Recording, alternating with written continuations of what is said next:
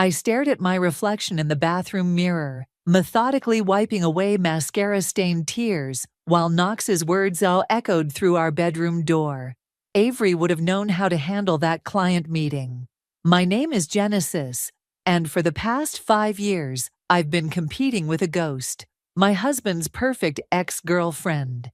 Jen, come on, Knox called out. You're being dramatic. I'm just trying to help you improve. I opened the door to find him lounging on our bed, scrolling through his phone. By comparing me to Avery for the 1,000th time. Look, when Avery was in marketing, I'm not Avery. I cut him off, my voice steady, despite the storm brewing inside. And I closed that deal today, didn't I? Knox looked up, his handsome face twisted in that condescending smile I'd grown to hate. Pure luck. The client probably felt sorry for you. The familiar ding of his phone drew his attention away. A slight smirk played across his lips as he read the message. I didn't need to see the screen to know who it was. Your mother called earlier, I said, changing the subject. The family reunion is next weekend. Great, he muttered, still focused on his phone. Try to dress appropriately this time. Remember last year? How could I forget? Violet, my mother-in-law, had spent the entire evening making snide comments about my department store dress, while reminiscing about Avery's impeccable taste. Evan's bringing his new girlfriend, I mentioned, referring to Knox's younger brother. Your mother's excited to meet her. Hopefully she'll make a better impression than you did. Knox finally put his phone down. Speaking of impressions, Avery just got promoted to creative director at her firm. I felt my nails digging into my palms. And how do you know that? LinkedIn, obviously. He rolled his eyes. Don't start with your paranoid accusations again. The doorbell rang, saving me from responding. I headed downstairs, grateful for the interruption. It was a courier with a thick manila envelope. Signature required, the delivery person said, holding out a tablet. I signed quickly, noting the sender's name, Joanna Price. My heart skipped a beat. What's that? Knox called from upstairs. Just some work documents, I replied, slipping the envelope into my desk drawer before he could investigate. Later that night, after Knox had fallen asleep, I sat in our home office, reading through Joanna's package. My hands trembled as I examined each document, each screenshot, each bank statement. 5 years of being made to feel inferior, of being compared to the perfect Avery, of enduring Knox's family's disdain. It was all about to change. My phone buzzed with a text from Evan. You okay? Mom's been talking about the reunion non-stop. Says Avery might stop by. I typed back, I'm fine. Actually looking forward to it this year. Really? He responded immediately. That's unexpected. Let's just say I've learned to stand up for myself. About time, sis. Dad and I have your back. You know that, right? I smiled, remembering how Philip, my father-in-law, had quietly squeezed my shoulder at last year's reunion after Violet's particularly nasty comment about my career choices. Another text came through, this time from Joanna. Did you receive the package? Everything you need is there. Yes, I replied. Thank you. Are you sure about this? Absolutely. It's time everyone knew the truth about my dear cousin Avery and Knox. I closed my eyes, thinking about the reunion. For once, I wasn't dreading it. The evidence in my drawer would ensure this year's gathering would be very different from the last. Knox stirred in our bedroom. Jen, who are you talking to? No one, I called back, quickly deleting the messages. Just checking some work emails. Well, come to bed. And remember to set your alarm early. We have the breakfast meeting tomorrow. Try not to embarrass me like last time. I took a deep breath, touching the drawer containing Joanna's envelope. Don't worry, honey. I won't embarrass you tomorrow. I paused, allowing myself a small smile. I'm saving that for the reunion. As I climbed into bed, Knox already snoring, I thought about how quickly things can change. 5 years of suffering in silence, of being the family disappointment, the poor substitute for perfect Avery. It was about to end. They say revenge is a dish best served cold, but I was going to serve it in front of the entire Perry family, and it was going to burn.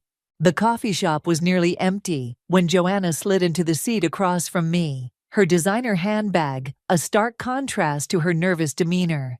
"Are you sure we won't be seen here?" "Knox never comes to this part of town," I assured her. "He says it's too pedestrian for his taste." Joanna's laugh was bitter. "Sounds like him. Always thought he was too good for everyone else."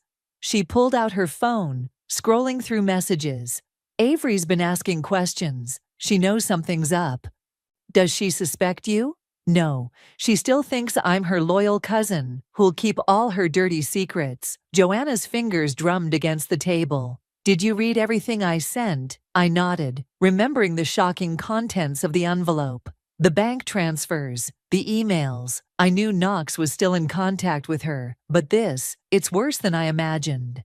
"Wait until you see this." Joanna handed me her phone. On the screen was an email chain between Knox and Avery from just 2 days ago. My hands shook as I read, "Everything's set for next weekend. Jen doesn't suspect a thing. Once the papers are signed, we can finally stop pretending." "Papers?" I looked up at Joanna. "What papers?" She leaned forward, lowering her voice. "Knox has been meeting with divorce lawyers. He's planning to blindside you at the reunion, claim you're mentally unstable. The whole family will back him up. They always do." The coffee turned bitter in my mouth. "And Avery, ready to make her grand return. They've been planning this for months." Joanna's expression softened. "I'm sorry, Genesis. I should have told you sooner." "Why are you helping me?" I asked the question that had been nagging at me. "Avery's your cousin." Joanna's face darkened. 3 years ago, Avery and Knox destroyed my business. They made it look like an accident, a bad investment, a market downturn. I lost everything." She pulled out another document. "This proves they orchestrated the whole thing." My phone buzzed, a text from Knox. "Where are you? Mom's called 3 times about the reunion. Handle it." "I should go," I said, standing up. "Knox will get suspicious." "Wait." Joanna grabbed my arm. "There's more. Remember that charity foundation Avery started? The one Violet's always bragging about?" I nodded. Knox's mother never missed an opportunity to mention Avery's philanthropic work. "It's a front. They've been using it to launder money. The proof is in those bank statements I sent you." Joanna's voice cracked. "My parents invested their retirement fund in that foundation. The pieces were falling into place. That's why you kept all these records." "I was gathering evidence for the FBI, but—" She hesitated. "Let's just say Knox has friends in high places, but a public scandal, that's something even he can't sweep under the rug." My phone buzzed again. This time it was Evan. "Mom's on the warpath. Says you're not returning her calls. Everything okay?" "I need to deal with Violet," I said, gathering my things. "Thank you, Joanna, for everything." "Genesis," she called as I reached the door. "Be careful, Knox. He can be dangerous when cornered." I drove home, my mind racing. In the driveway, I spotted Violet's luxury SUV. Perfect. Inside, I found her sitting with Knox in our living room, both wearing matching expressions of disapproval.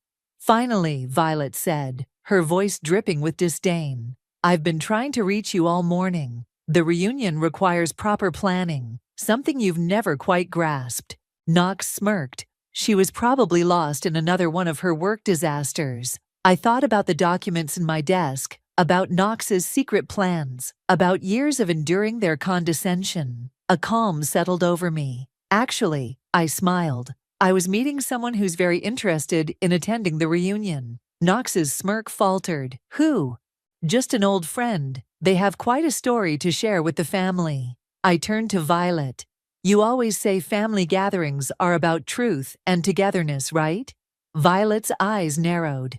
"What are you playing at?" "Nothing at all, Mother. In fact, I think this will be our most memorable reunion yet." I headed upstairs, leaving them exchanging worried glances. In our bedroom, I pulled out my phone and texted Joanna, "I'm in. Let's show them what real family loyalty looks like." Her response came immediately. Ready when you are. BTW, Avery just booked her flight. She's arriving Friday. I smiled, remembering Knox's words about the papers being signed at the reunion. He had no idea I was preparing some documents of my own.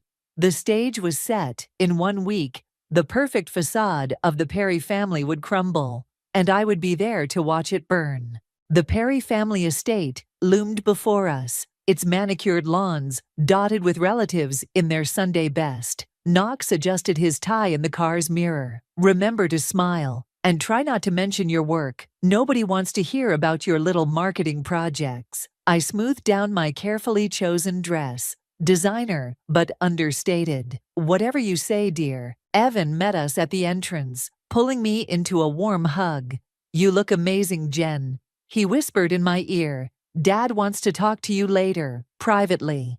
Knox was already heading inside, phone in hand, thumbs typing rapidly. Your mother's in rare form today, Evan warned as we walked in. She's been talking about Avery nonstop since breakfast. Right on cue, Violet's voice carried across the room. Oh, you should have seen the Foundation's latest project. Avery's done such wonderful things for the community. I caught Evan's eye, and he squeezed my arm supportively. Want a drink? Make it strong. As Evan headed to the bar, Philip approached me. My father-in-law's usual stern expression softened slightly. Genesis, a word in my study? I followed him down the hallway, noting Knox's suspicious glance in our direction. The study was exactly as I remembered. Dark wood, leather chairs, and walls of books that hadn't been touched in years. Philip closed the door. I received an interesting call from the Foundation's auditor yesterday. My heart skipped. Oh, numbers aren't adding up. He fixed me with a penetrating stare. But you already knew that, didn't you? Before I could respond, the door opened. Knox stood there, his face tight. What's going on here? Just showing Genesis my new first edition collection, Philip said smoothly. You never showed any interest in books. Knox's phone chimed. He glanced at it, then back at us. Mom's looking for you, Jen. Try not to embarrass me. After he left, Philip spoke quietly. Be careful, my son. He's not who I thought he was. Back in the main room, Violet was holding court. Remember when Avery organized that charity gala? Pure class. Speaking of which, Genesis, that dress is interesting. Thank you, Violet. I thought about wearing something more expensive, but then I remembered what really matters. I smiled sweetly. Like integrity. The room went quiet. Violet's face reddened. Genesis, Knox warned, appearing at my side. I spotted him checking his phone again. Over his shoulder, I caught a glimpse of the message. Everything's ready. See you soon. Evan swooped in with drinks. Hey, who's hungry? Mom, didn't you say something about a new caterer? As conversation reluctantly resumed, Knox grabbed my arm. What the hell was that? Just making conversation. Isn't that what family does? His grip tightened. Don't play games with me. What were you and my father discussing? Ask Avery, I replied softly. I'm sure she'll be here soon enough. The color drained from his face. What are you talking about? Knox, Violet called. Come tell everyone about your new project. He released my arm, straightening his tie. This isn't over. No, I agreed.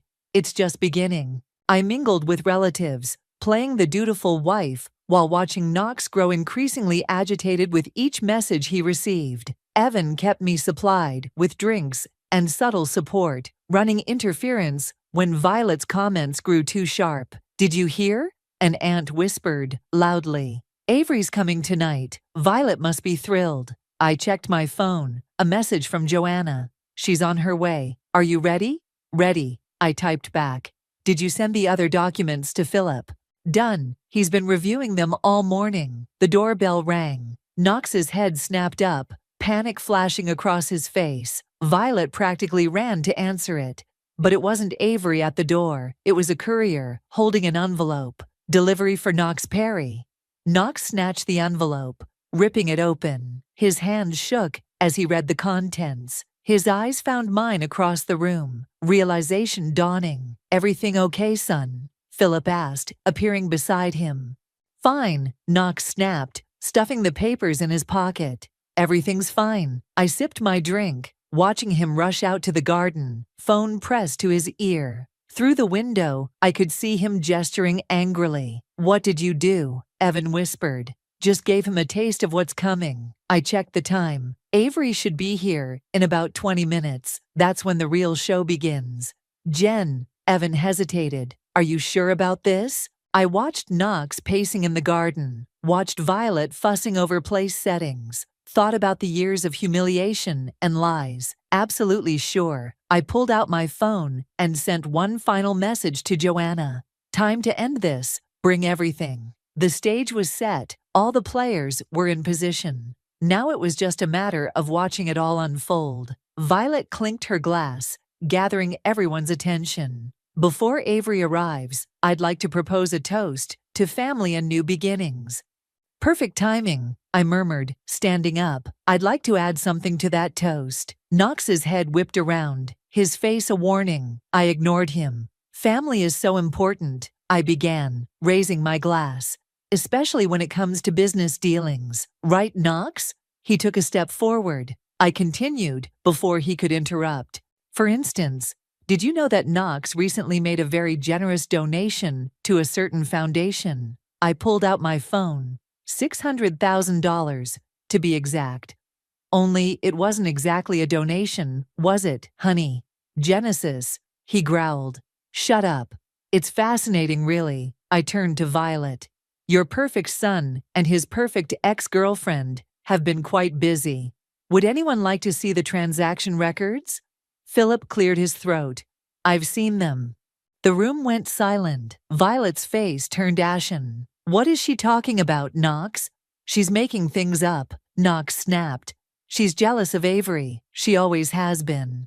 Am I? I projected the bank statement onto the wall using the family room's presentation screen. This is from last Tuesday. Notice the recipient. Evan whistled low. Holy shit. That's enough. Knox lunged for my phone, but Philip stepped between us. Son, he said quietly. Sit down. You're all believing her? Knox looked around desperately. Mom? Violet stood frozen, her toast forgotten. Knox, what did you do? Nothing. This is ridiculous. I'll have my lawyers. Your lawyers? I laughed.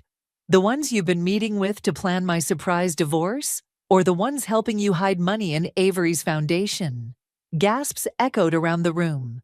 An aunt dropped her wine glass. You don't know what you're talking about, Knox sputtered. Actually, I do. I switched to another document. This is an email from you to Avery, dated 3 months ago. Should I read it aloud? Don't you dare. Once the money's cleaned through the foundation, I read, we can finally get rid of her. The family will believe whatever we tell them about her mental state. Violet finally found her voice. Knox, tell me this isn't true. Of course it's not true. He turned to the room. She's obviously fabricated all of this because she's jealous of Avery's success. Jealous? I switched to another document. Let's talk about success, specifically, how you and Avery orchestrated the collapse of her own cousin's business. What? Violet whispered. Ask Joanna, I said.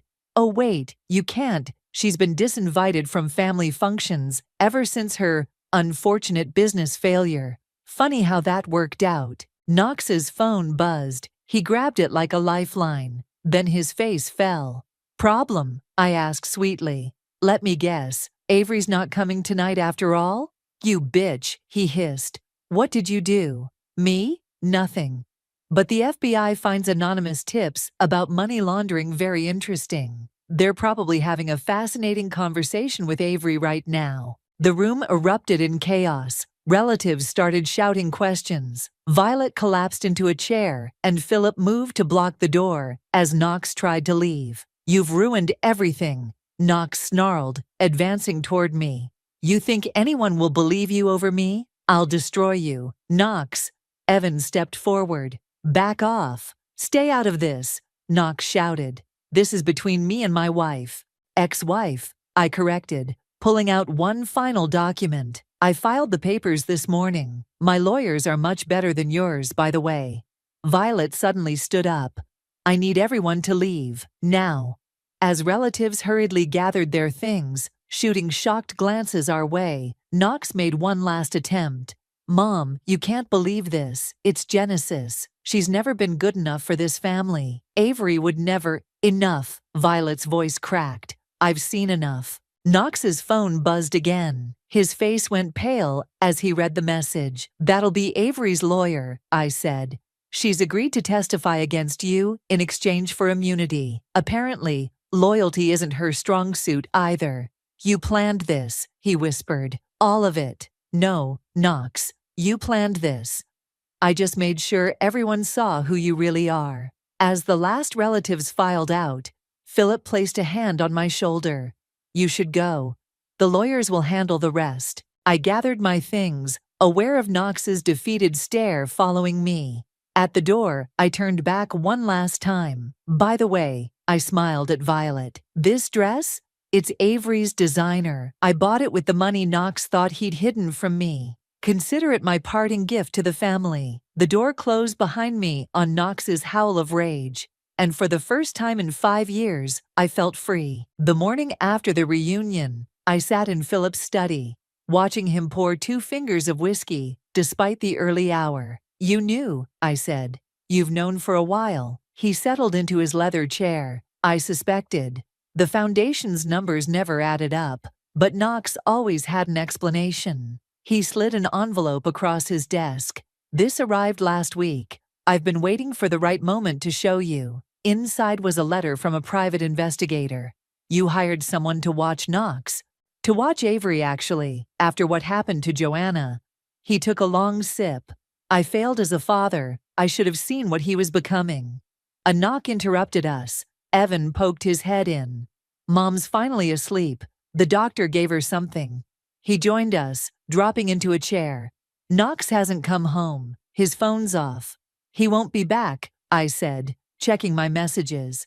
Joanna says the FBI raided Avery's office this morning. Philip nodded grimly. Good.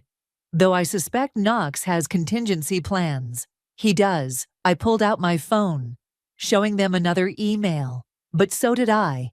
Every account he thought was secret. Frozen. Every escape route? Blocked. The evidence isn't just with me. It's with journalists, lawyers, and federal agents. Damn, sis. Evan whistled.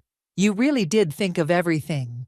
I had to. Knox always underestimated me. He thought I was too stupid, too weak to figure it out. I took a drink, welcoming the burn. That was his mistake. Genesis. Philip leaned forward. There's something else you should know. He retrieved another document from his desk. This is a copy of my will. I've made some changes. My hands shook as I read it. Philip, I can't.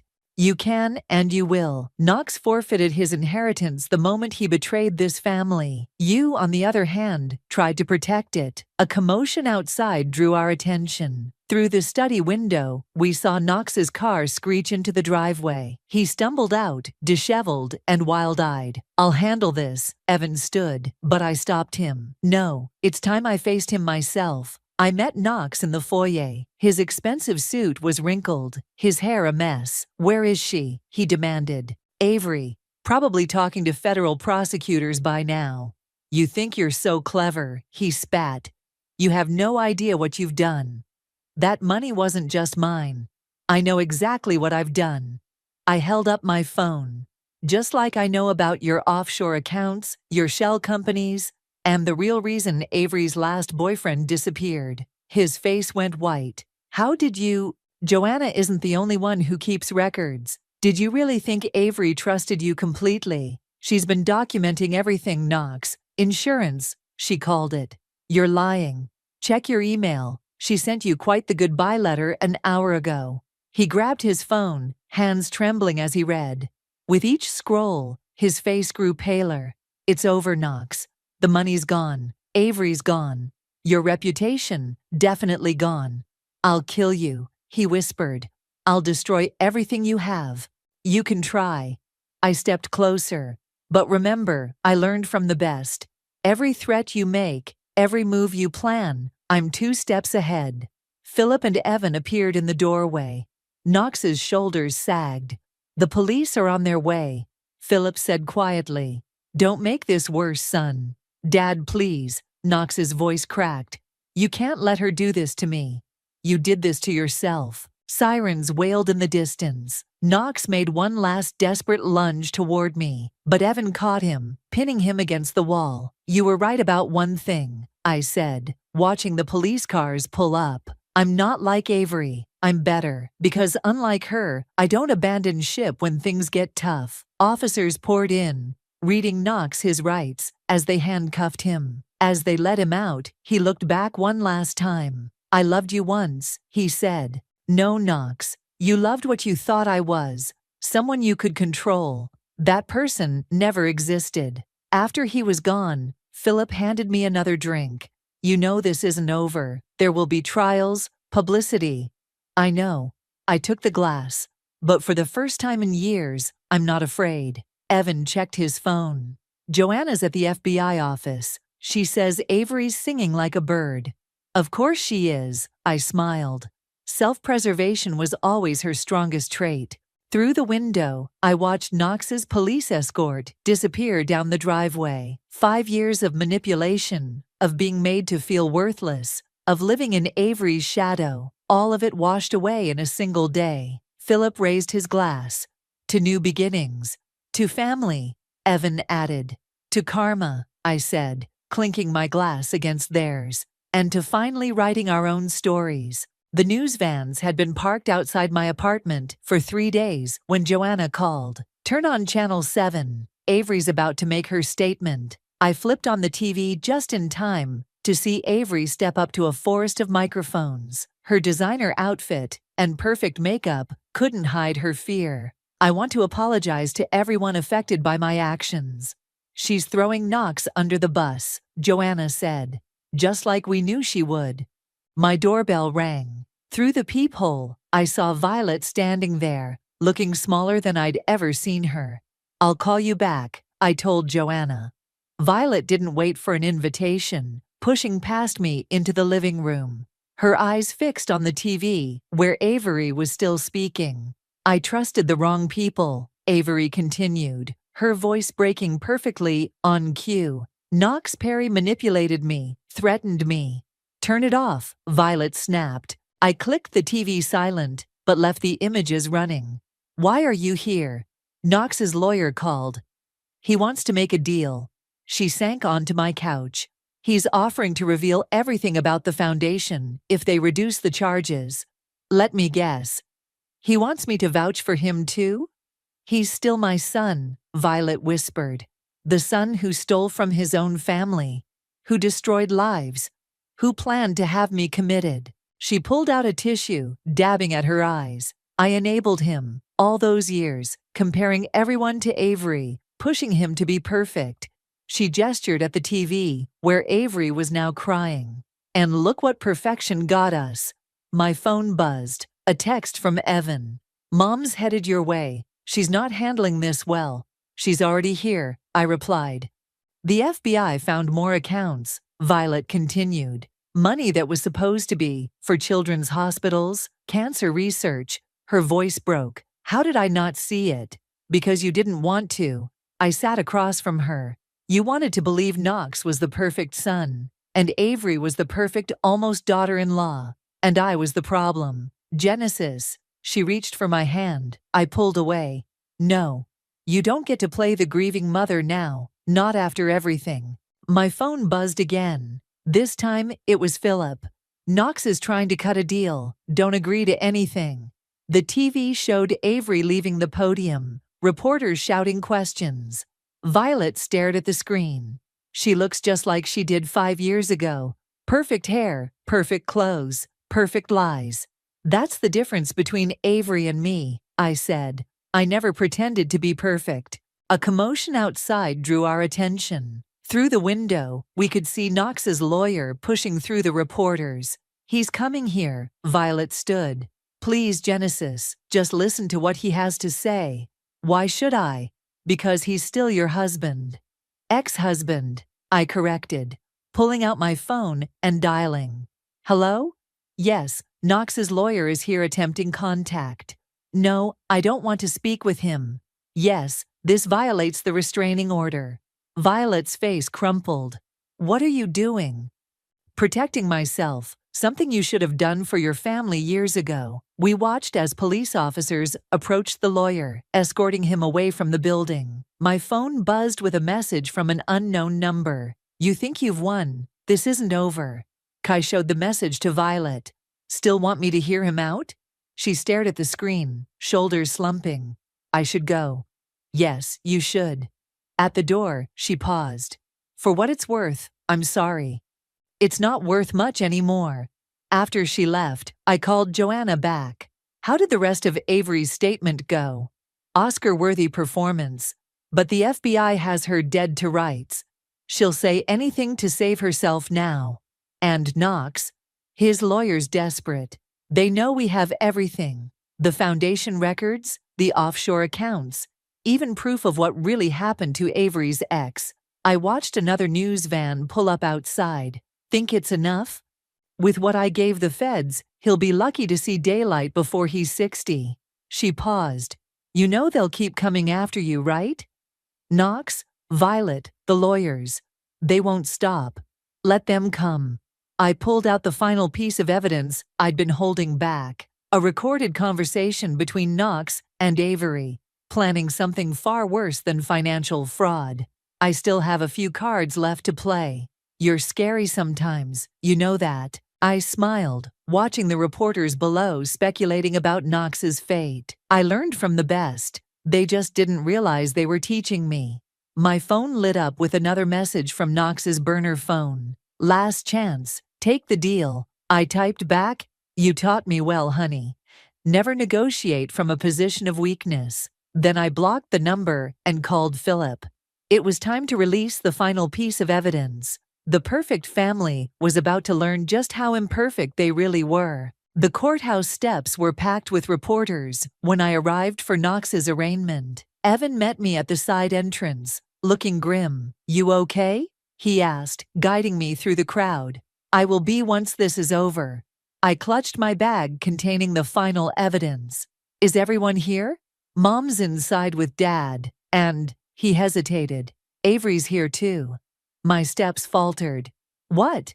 Part of her deal. She's testifying today. Inside, the courtroom was already filling up. Violet sat rigid in the front row, Philip beside her, and there, in a conservative blue suit that probably cost more than my car, was Avery. She caught my eye and quickly looked away. 5 years of being compared to her, of living in her shadow, and now she couldn't even meet my gaze. All rise. Knox entered in handcuffs, his designer suit hanging loose on his frame. 2 weeks in jail hadn't been kind to him. His eyes locked onto mine, filled with desperate fury.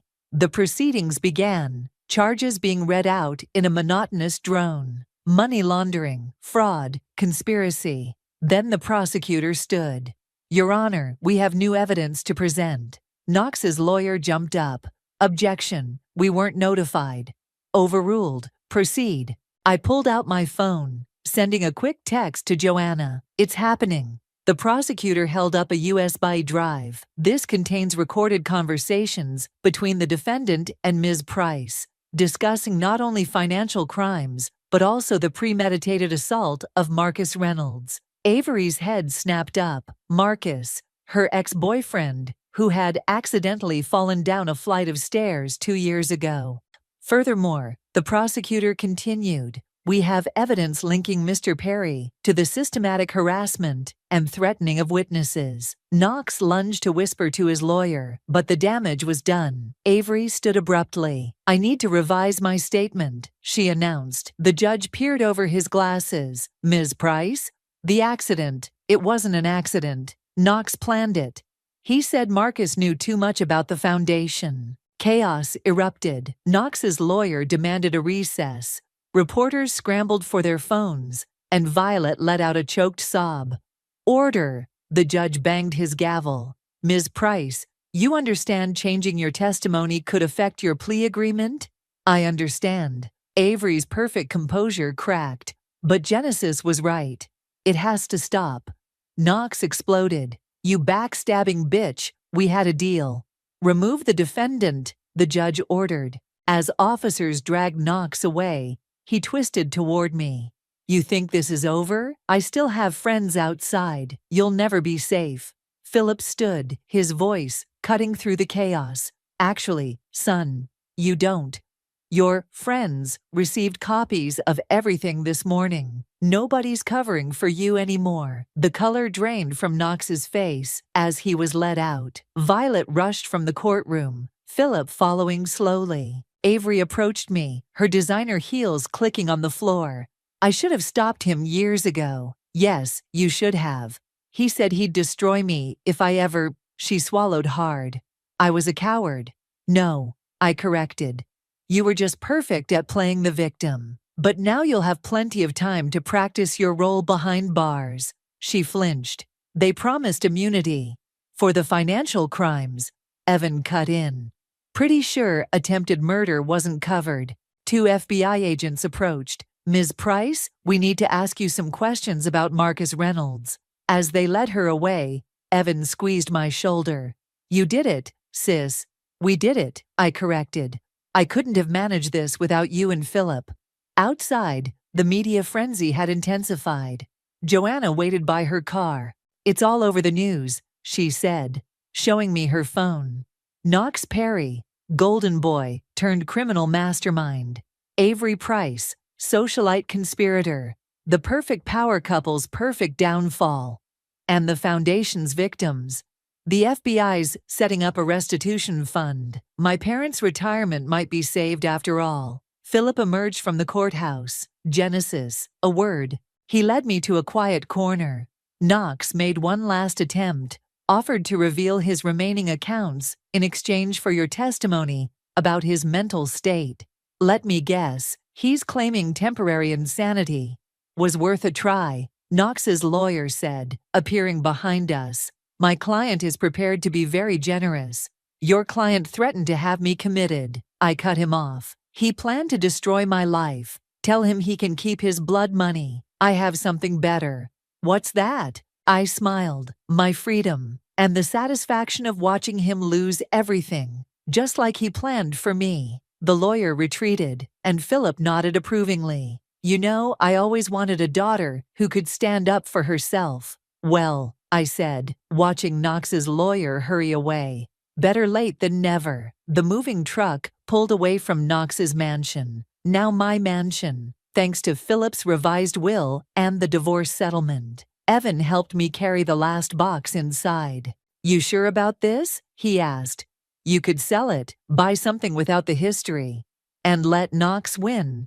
I set the box down in the foyer. No, I'm done letting him take things from me. My phone buzzed, a news alert about Knox's sentencing. 25 years, no possibility of early parole. Below it was another headline about Avery's plea deal. 8 years for her role in Marcus's assault. The doorbell rang. Violet stood there, clutching her handbag like a shield. I wasn't sure you'd answer, she said. I almost didn't. She glanced around the entrance hall. The house looks different. I got rid of everything that reminded me of Knox. I gestured to the fresh paint, new furniture, clean slate. That's actually why I'm here. She pulled out an envelope. These belong to Knox's grandmother. I thought, maybe you could use them to make this place yours. Inside were antique keys, each with a small tag. The garden gates, I realized, the ones Knox kept locked. He never did appreciate beautiful things unless he could control them. Violet's voice cracked. Like you. Evan appeared with coffee. Mom, you okay? No, she admitted. But I'm trying to be. She turned to me. The Foundation's victims. They're being repaid? Every penny, plus interest. Philip made sure of it. Good, she straightened her shoulders. I've decided to sell my jewelry collection. Add it to the restitution fund. Mom, that's your inheritance, Evan protested. And I inherited it from a family that valued appearances over truth. It's time to change that. The sound of another car drew us to the window. Philip was walking up the drive, carrying files. The last of Knox's appeals was denied, he announced, joining us. And Avery's cousin Joanna, she's taking over the legitimate parts of the foundation, rebuilding it properly. Speaking of rebuilding, I said, showing him the keys, want to help me restore the gardens? I'd like that, Violet said quietly. If you'll let me. I studied her face, the genuine remorse, the hope for redemption. We'll see. My phone buzzed again. A message from an unknown number. You won. Happy now? I showed it to Philip. Still trying to get to me from prison. Want me to handle it? No. I typed back, I'm not happy, Knox. I'm at peace. There's a difference. Then I blocked the number and turned to my new family. The gardens won't restore themselves. We walked out together, unlocking gates that had been sealed for years. Behind them, overgrown but alive, were roses, lilies, forgotten beauty waiting to bloom again. Genesis, Evan called from behind a hedge. There's something you should see. Hidden beneath tangled vines was a small greenhouse. Through dusty glass, I could make out abandoned orchids, still fighting to survive. Knox's grandmother's prized collection, Violet explained. He locked them away after she died. Said they were too much trouble. I used one of the antique keys. The door creaked open, releasing the scent of earth and resilience. They're like you, Philip observed. Stronger than anyone knew. Help me save them, I asked Violet. She blinked back tears. Yes, please. As we worked, clearing debris and letting light into forgotten corners, I thought about Knox in his prison cell, Avery in her designer jumpsuit, all their perfect lies unraveled. You know what Knox never understood, I said, carefully freeing an orchid from its bonds. Real beauty doesn't need to be controlled. It just needs room to grow. Evan grinned. Getting philosophical on us, sis? No. I stood, brushing dirt from my hands. Just speaking truth, something this family needed more of. This family, Violet repeated softly. You still consider us family, after everything?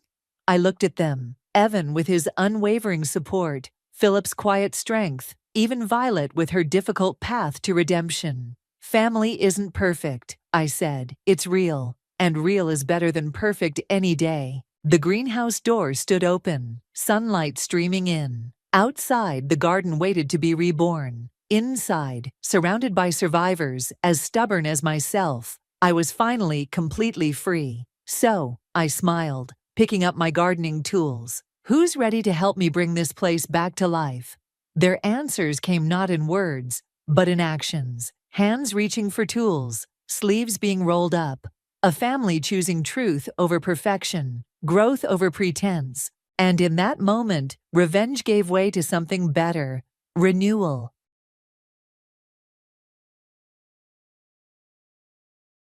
Hi, I'm Marie. Mom and wife full-time, that's me. Paul, that's my husband, works a trading gig, and let's just say he's married to his job just as much as he is to me. Used to scribble down thoughts on books, reading between and beyond the lines, but these days I'm more about reading bedtime stories to our boy, Jack. Life threw some curveballs early on, lost my parents when I still needed them. That was rough. Then along came Paul, with a family in tow. His folks were the real deal, good people, you know. Took me in, no questions. Made me feel like I finally belonged somewhere again. Been with Paul for years now, since those college days when love seemed to be enough to fill any void. We settled into a rhythm, he at work and me taking care of everything else. But man, did that rhythm skip and stumble when Jack came into the picture. Paul changed, or maybe this was always him, just waiting for a reason to surface. He'd come home on a Friday night with a few too many drinks in him, loose-lipped and surly. You gotta start shedding that weight, Marie, he'd snipe after slipping off his tie. You barely fit in those jeans anymore. I'd be lying if I said it didn't hurt, but I told myself to brush it off, toughen up, maybe he'd cool down by morning. But mornings just brought hangovers and silence until the next round. The house became this place where I tiptoed, trying not to set Paul off. Jack, little trooper, he could feel it too, sticking close, watching his old man with wide, careful eyes.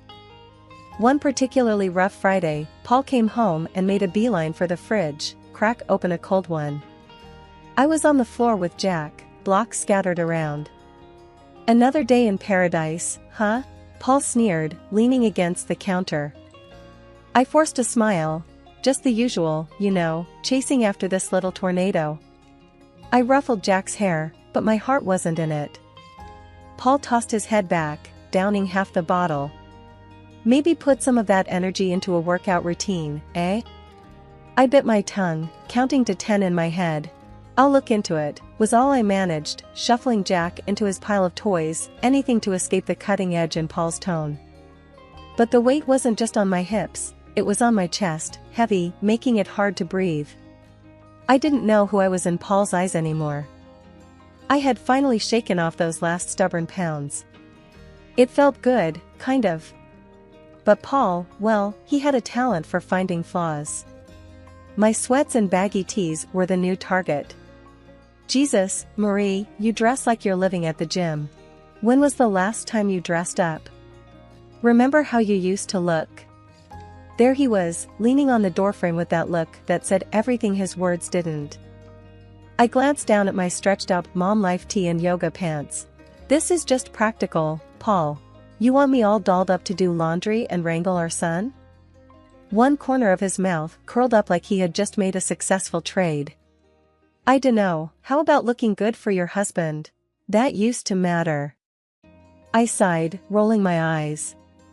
"Well, unless my husband starts taking meetings at the playground or the grocery store, I think I'll stick with practical." He shook his head, chuckling without humor. "You used to care, Marie." His voice trailed off as he wandered back toward the living room, his disapproval hanging in the air like a bad smell. Then there was Jack, our boy, trying to navigate the shaky terrain between us. I was teaching him please and thank you, thinking manners mattered. Paul caught a bit of our lesson one afternoon and scoffed. "Look at you, teaching him to be Mr. Manners. You want him to get trampled on?" "Manners are important, Paul. It's about respect," I said, trying to keep my voice even. "Respect is earned, not politeness the least," he shot back. "He needs to toughen up, not be some yes, please pushover." Then the whole freeloader thing started. One night, Paul came home, askew, looking like he had won and lost the same fight. "Nice day?" he asked, sarcasm heavy as he glanced around what I'd come to see as our minefield of a home. I put down Jack's toy and braced for what was coming.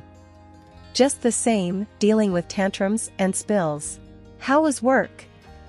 Paul's laugh was short and sharp. "Work? Oh, it was just dandy, supporting a parasite." My cheeks burned. "Excuse me?" My voice was a little too loud. Jack's eyes flitted from me to Paul, sensing the shift. "A parasite, Marie." "I work, you play house," he said, each word pointed and heavy. "That's the thanks I get? I am raising our child, Paul." "Your child. That's work. That's vital," I said, my voice rising now, too. Jack started fussing then, picking up on the tension. I swept him up into my arms, trying to shield him from the fallout. Paul had a knack for knowing when he'd pushed too far, and his next words were more measured. "Marie, I go out there and deal with sharks all day. Come home, and what? I want, I don't know, something different. I can't be your one-man show, Paul," I said softly, trying to defuse the bomb that our marriage had become. "I'm here, juggling a million things for us, for Jack." We looked at each other then, really looked, and I wondered if he saw the plea in my eyes. The help me, back me up, be with me that I felt screaming inside. But he turned away, the finality of his silence telling me that no, he didn't see. He didn't want to. One day, the disrespect boiled over. Jack scrunched up his little face and called me a name, a real zinger. He got it from Paul.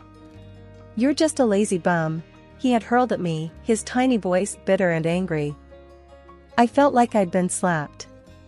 "What? Jack, no, you can't say that," I stumbled, shocked. He folded his arms, stubborn as his dad. Dad says it, so can I. That was the last straw. When Paul got home, I was waiting, steaming like a forgotten kettle. You know what your son called me today? I laid into him without waiting for an answer. Paul dropped his keys on the counter and chuckled, clearly not seeing the line had been crossed. What did he say? The truth? He tossed his words over his shoulder as he walked to the fridge, his casualness like acid on my skin. Is that funny to you? I was shouting now, my usual restraint snapped tight as a dry twig. Your son is calling me names. Paul leaned against the kitchen counter, beer in hand, a smirk blooming on his face. Oh, come on, Marie. Kid's gotta learn to stand his ground. I was staring at him, hands balled into fists. By disrespecting his mother? He shrugged, a lazy lift of his shoulders that sent me teetering on the edge. You're too soft on him. Look, he's getting some spine. Spine? My voice shot up another octave. He's learning to be just like you. Paul grinned and ruffled Jack's hair. Ain't that right, champ? I turned to Jack, who was looking at us with eyes that were too old for his face. Jack, listen to me. What you said to me this morning was wrong. You can't talk to people like that. Jack's chin jutted out, defiant and stubborn. But Dad. I don't care what Dad says, you listen to your mom. I cut him off, my heart thudding like a drum. I was desperate for him not to follow in Paul's footsteps. But Paul wasn't letting it go. The boy's gotta learn to speak up. World's not gonna hand him anything. You keep coddling him, he'll end up. I get it, all right? I get it. I cut him off, feeling the weight of his words like a physical thing on my chest. But there's a line. You don't get it, do you? Paul threw up his hands, that ugly smirk still there. Whatever, Marie. You make mountains out of molehills. I turned from him, that burning in my chest now a churning mess. This is not how I want our son to grow up. This disrespect ends now, it ends here. Paul just took a swig of his beer, and I knew, right then, my words were just bouncing off him. I looked at Jack, really looked at him. You apologize to me, now, I said, the power in my voice surprising even me. Jack's eyes darted between me and Paul, but he knew that tone. Sorry, Mom. The word was small, almost lost in the kitchen, but it was there and it was a start. I moved closer to Jack, knelt down so I was eye level with him. Thank you. We treat each other with respect in this house, you got it? Paul snorted behind me, but I ignored him. Jack nodded, a hint of my boy peeking through that new sullen shadow he wore. It was a crack in the wall Paul was building around him, a crack, but also a starting point. I stood up, squared my shoulders. We're going to fix this, Jack. No more name-calling, no more disrespect. We're better than that. I took Jack's hand, and we left the room, leaving Paul and his smugness behind us. I stood there on the sidewalk, my phone shaking in my hand. It was one of those moments where your gut ties up in knots. There, across the street, Paul was laughing it up with some woman. Blonde, curvy, and looking at my husband like he was the last piece of chocolate in the box. My thumb pressed record before I even decided to. The walk home felt a million miles long. A part of me hoped it was a misunderstanding. But deep down, I knew. Back in our kitchen, I threw my keys on the counter. Paul was sitting there with a beer, like he always did, but today the sight of him made me sick. Without a word, I tossed my phone on the table in front of him, the video playing. Care to explain? Paul looked at the screen, his eyes going hard when he saw what was on it. He muted it, placed it calmly on the counter, and then looked straight at me. Yeah, she's beautiful, he said, his voice dripping venom. You used to be like that. I felt the slap of his words, my cheeks flaming with anger, my body tense. So, that's it, huh? You parade around town with some woman while I'm at home? Paul stood up, his chair scraping back against the tile. He was too close now, his voice low and mean. What, you stalking me now, Marie? Can't handle the fact that maybe there's more out there than what's inside these walls? I was reeling, feeling the pieces click together. Cut the crap, Paul. You're cheating. He didn't even flinch. You wanna know why? He said, his chest puffing up. Because around her, I'm somebody. Not just the guy who pays the bills or the bad guy 'cause he ain't Mr. Rogers. So that's it? I edged back, feeling the counter dig into my hips. Your family's not enough for you? Paul snorted and grabbed his beer again. It stopped being enough a long time ago. Maybe if you'd have kept up with yourself, I wouldn't have to look elsewhere. The bile rattled in my throat. I'm not the one who promised till death do us part. His laugh was short and punched the air. Those are just words, Marie. They stopped meaning anything to you a long time ago. I should have been crying, but the tears wouldn't come. I was just empty and angry. I gave you everything, Paul. I gave you a son, I made a home for us. And this is how you repay me? He took a long drink, then leaned back against the counter. You gave me a home? Looks like a prison to me. Same old, every damn day. You think that's a life? We made vows, Paul. I shouted, my voice cracking. Yeah, and you broke them every day with your sweatpants and constant nagging. His face twisted into something ugly, something monstrous. That was the last thing he said before I walked out, my heart numb, anger seeping into every corner of my being. I was on edge the whole ride over to Paul's folks' place. It was gonna be nasty, but I had to lay it out for them. They needed to know who their son really was. His mom answered the door, with a happy smile. Marie, what brings you here at this hour? I just barreled past her. I gotta show you both something. Once his dad came in, I played them the video straight up. His mom gasped, her hand flying to cover her mouth. His dad, red-faced and looking like he'd rather be anywhere else, he barked at me, Paul's gotta stop this nonsense now. And like that, all hell broke loose. That night back at our place, Paul kicked off as soon as I walked in. You had to drag my parents into this, didn't ya? His voice was loaded, ready to fire. Yeah, well someone's got to. I shot back, my nerves steel. He was a storm brewing. With a step towards me, his hand raised, but he didn't get far. You're bad. Jack's voice cut through, strong and braver than any of us. Paul stopped stone cold. Paul's hand dropped, and his mask slipped a second, shock in his eyes. But then he hardened up again, cold as steel. I want you out, he said, spitting the words like they were sour. Take the kid and go. So we went. With Jack's hand in mine, I didn't look back. Bags thrown in the back of the car, we headed for the city, miles of road unwinding like my thoughts. The luxury house was something else, my unexpected inheritance. 2 stories, white columns, and a porch you could throw a party on, all waiting in another city, away from everything that had gone wrong. None of my folks, not even a whisker of Paul or his clan, had ever set eyes on it. When we pulled up to this grand house, Jack's face pressed to the window, eyes as wide as the moon. Is this a castle? His voice was a whisper, almost lost in the vastness of it all. Something like that, I said, a laugh escaping me for the first time in. I couldn't even remember. We stepped into that house, our new beginning.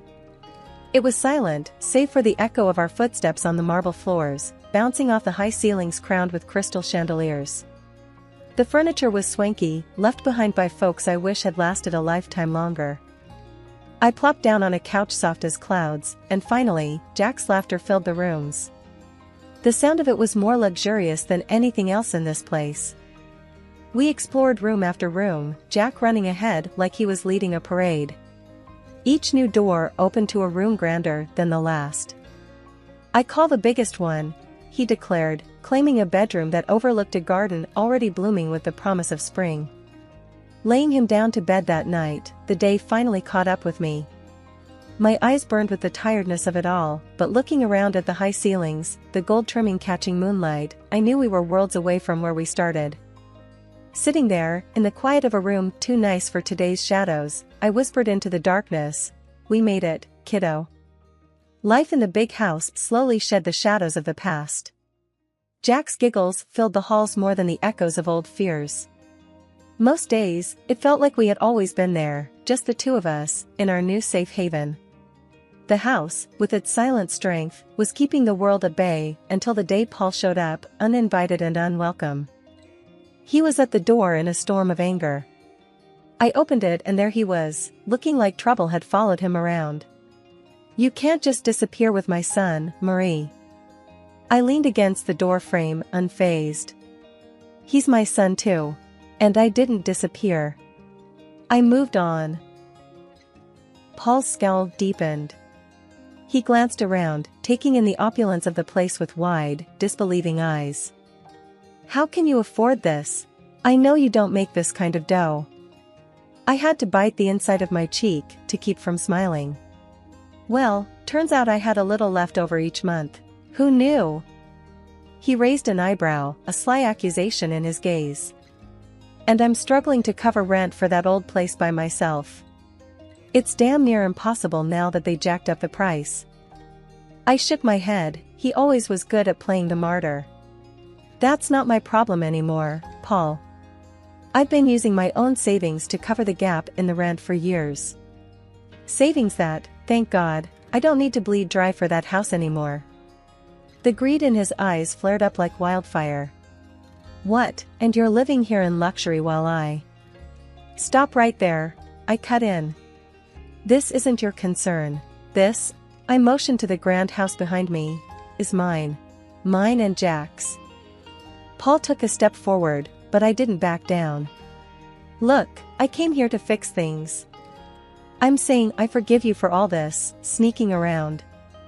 His audacity almost knocked the wind out of me, but I had a little surprise that would put the brakes on his charade.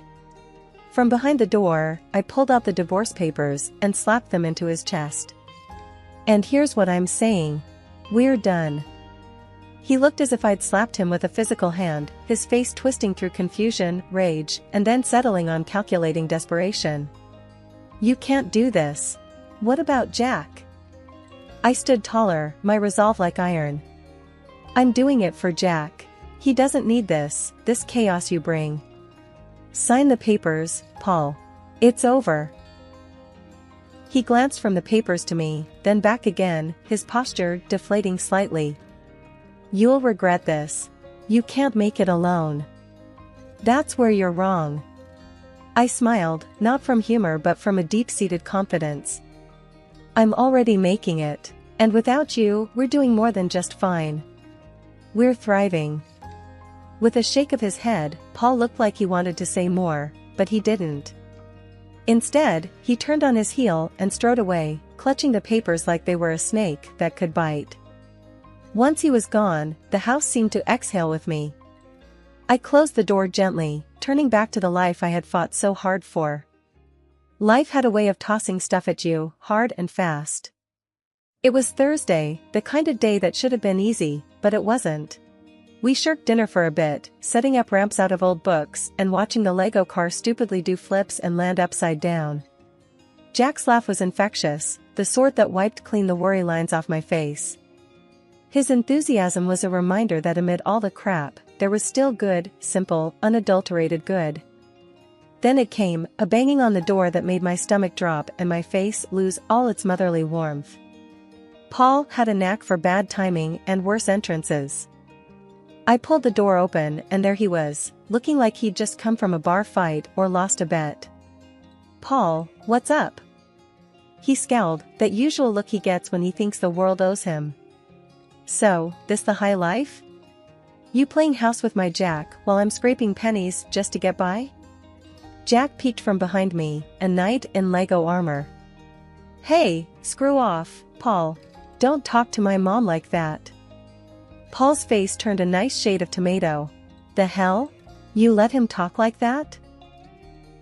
I stood there, hands on hips. "He's expressing himself. Something I should have done with you a long time ago." Jack came out from behind me, all fierce. "Yeah, get lost. My mom, my rules." Paul's anger was something else, a storm that had nowhere to go. You think you're smart, huh? Talking to your old man like that. Jack squared his shoulders, a small David to Paul's Goliath. Don't gotta think. I know it. Mom knows it. Paul opened his mouth, but nothing came out. There was Jack, staring him down, waiting. This was no place for Paul anymore, no place for his bluster and noise. After a tense moment, Paul shook his head, muttered something under his breath and stormed off the porch. Jack turned to me with this look, the kind of look that said, "We got this." I nodded, all the agreement he needed. We went back to boiling pasta and racing Lego cars. That's how we do it, simple, nothing fancy. We just keep on. I was gabbing on the phone with Miss Dottie, Paul's mom, who was more my family than is now. Honey, you just holler if there's anything you need, 'kay? Her voice was always a warm blanket over the line. We're all good, Miss Dottie. Really, couldn't be better, I assured her, twisting the cord around my finger. She hummed a pleased note. Just makes my heart full to hear that. Keep on keeping on, you hear? Frank, her husband, yelled from somewhere behind her. Tell her that any time she wants to send over some of that lemon meringue, we won't complain. A genuine laugh burst out of me. Expect a pie on your doorstep soon, Frank. Exchanging a few more pleasantries, we hung up. I shook my head. If someone had told me last year I'd be mining gold from the wreckage of my married life, I would have laughed in their face. Jack pulled on my sleeve, waving his drawing like a five-star general. Look, Mom. This is our house. I looked down. His scribbles had heart. A big square house and two stick figures, a little one and a tall one, with sloppy grins and a lopsided sun shining down. The swing I'd put up for him stood out in green and brown strokes. That's us, right? A dumb question, really, but it made him nod with pride. And I'm gonna sell my art, make us rich. There was serious conviction behind his toothy smile. If you do, you're buying me that fancy coffee I've been eyeing? I nudged him with a wink. He nodded, his expression all business. Only the best for my mom. And just like that, the knot in my chest loosened a bit more. Sundays were like that, full of little miracles. The thing was, life had done a real number on us, but it was looking up. Paul got slammed by the door he let hit him on his way out. The fancy house he rented to impress his mistress? Turned out to be a couple of sizes too big for his wallet. Now he was cooped up in a tiny apartment, the kind of place his pride wouldn't have let him consider a year ago. And the mistress? She hightailed it the minute his pockets turned up empty and his promises hollow. But that was a tale for some other time. Right now was about Jack and me, and the park we were marching to, hand in hand. We stepped out, and the door clicked shut, a soft full stop to one chapter before immediately kicking off the next. Jack tugged me towards the park, his excitement bubbling over. I didn't glance back at our home, no need. Ahead was everything that mattered, me and my boy, parts of a world that kept on spinning, even when you felt like you'd fallen off.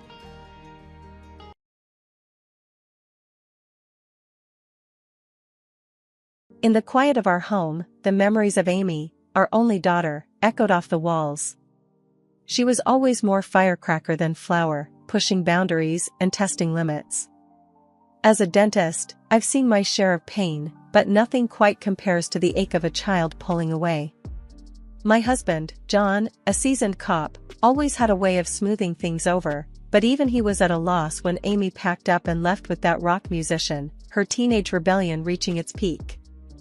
John, how did we get here?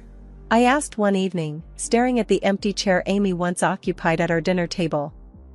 One day she's sneaking out to concerts, the next, she's gone without a trace. John sighed, his eyes heavy with the same unsaid questions. She's always been wild, Martha. Like a storm, you can't predict or tame it. But she's still our girl. But as days turned into months, with nothing but silence from Amy, the weight of her absence grew heavier. It wasn't until a photograph landed in our mailbox that we saw her again, not in person, but in a wedding picture, looking defiantly happy next to a man with a guitar and tattoos. No invitation, no call, just a snapshot of the life she chose over us. I remember my hands shaking as I held the photo, the hurt a tangible thing between us. Look at her, John.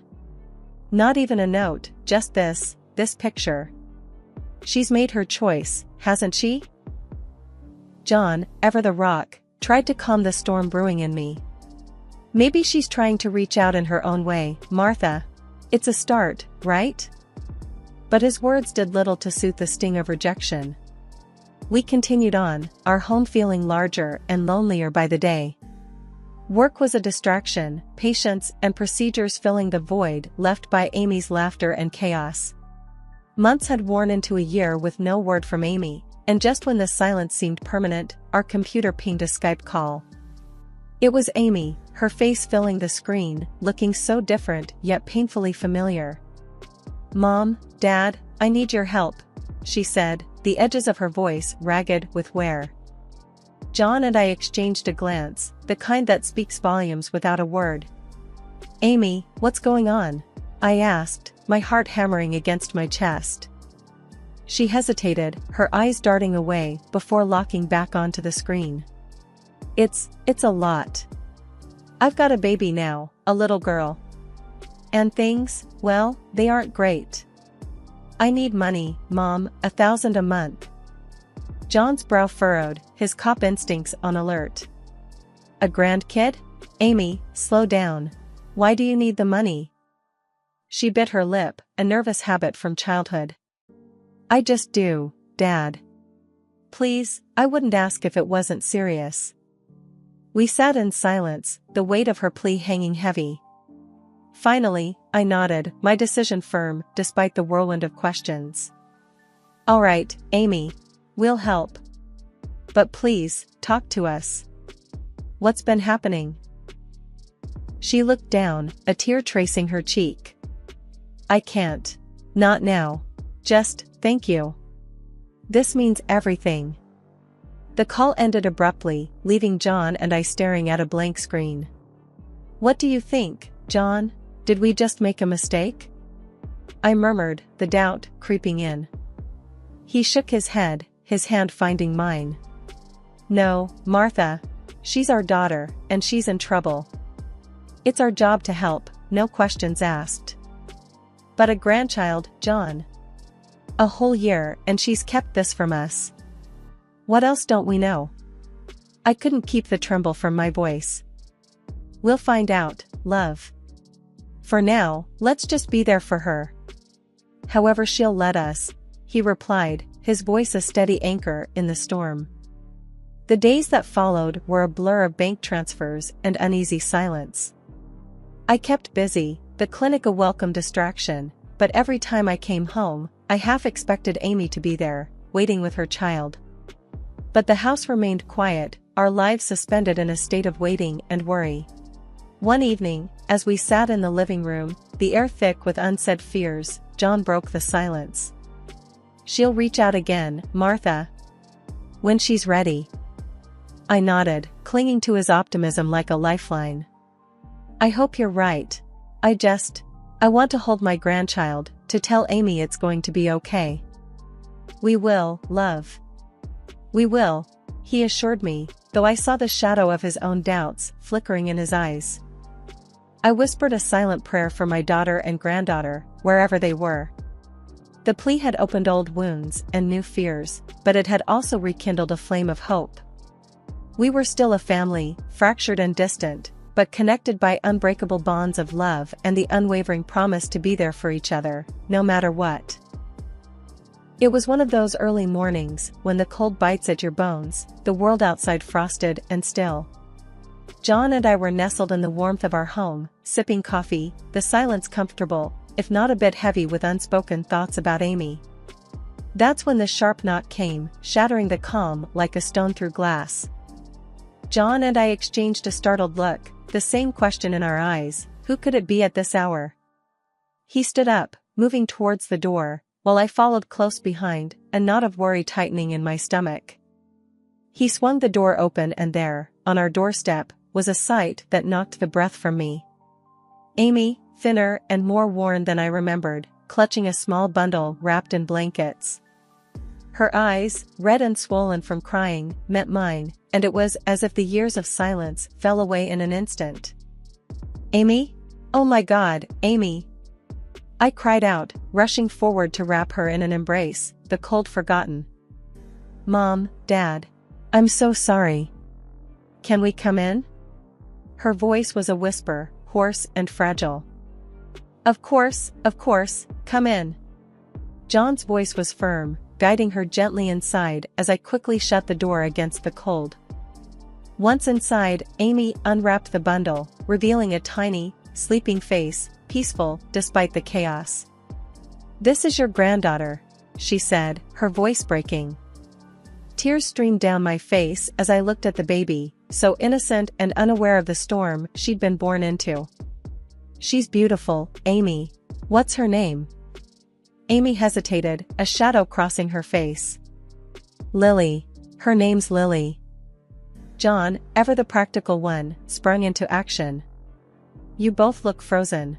Martha, let's get them warmed up. I'll make some food."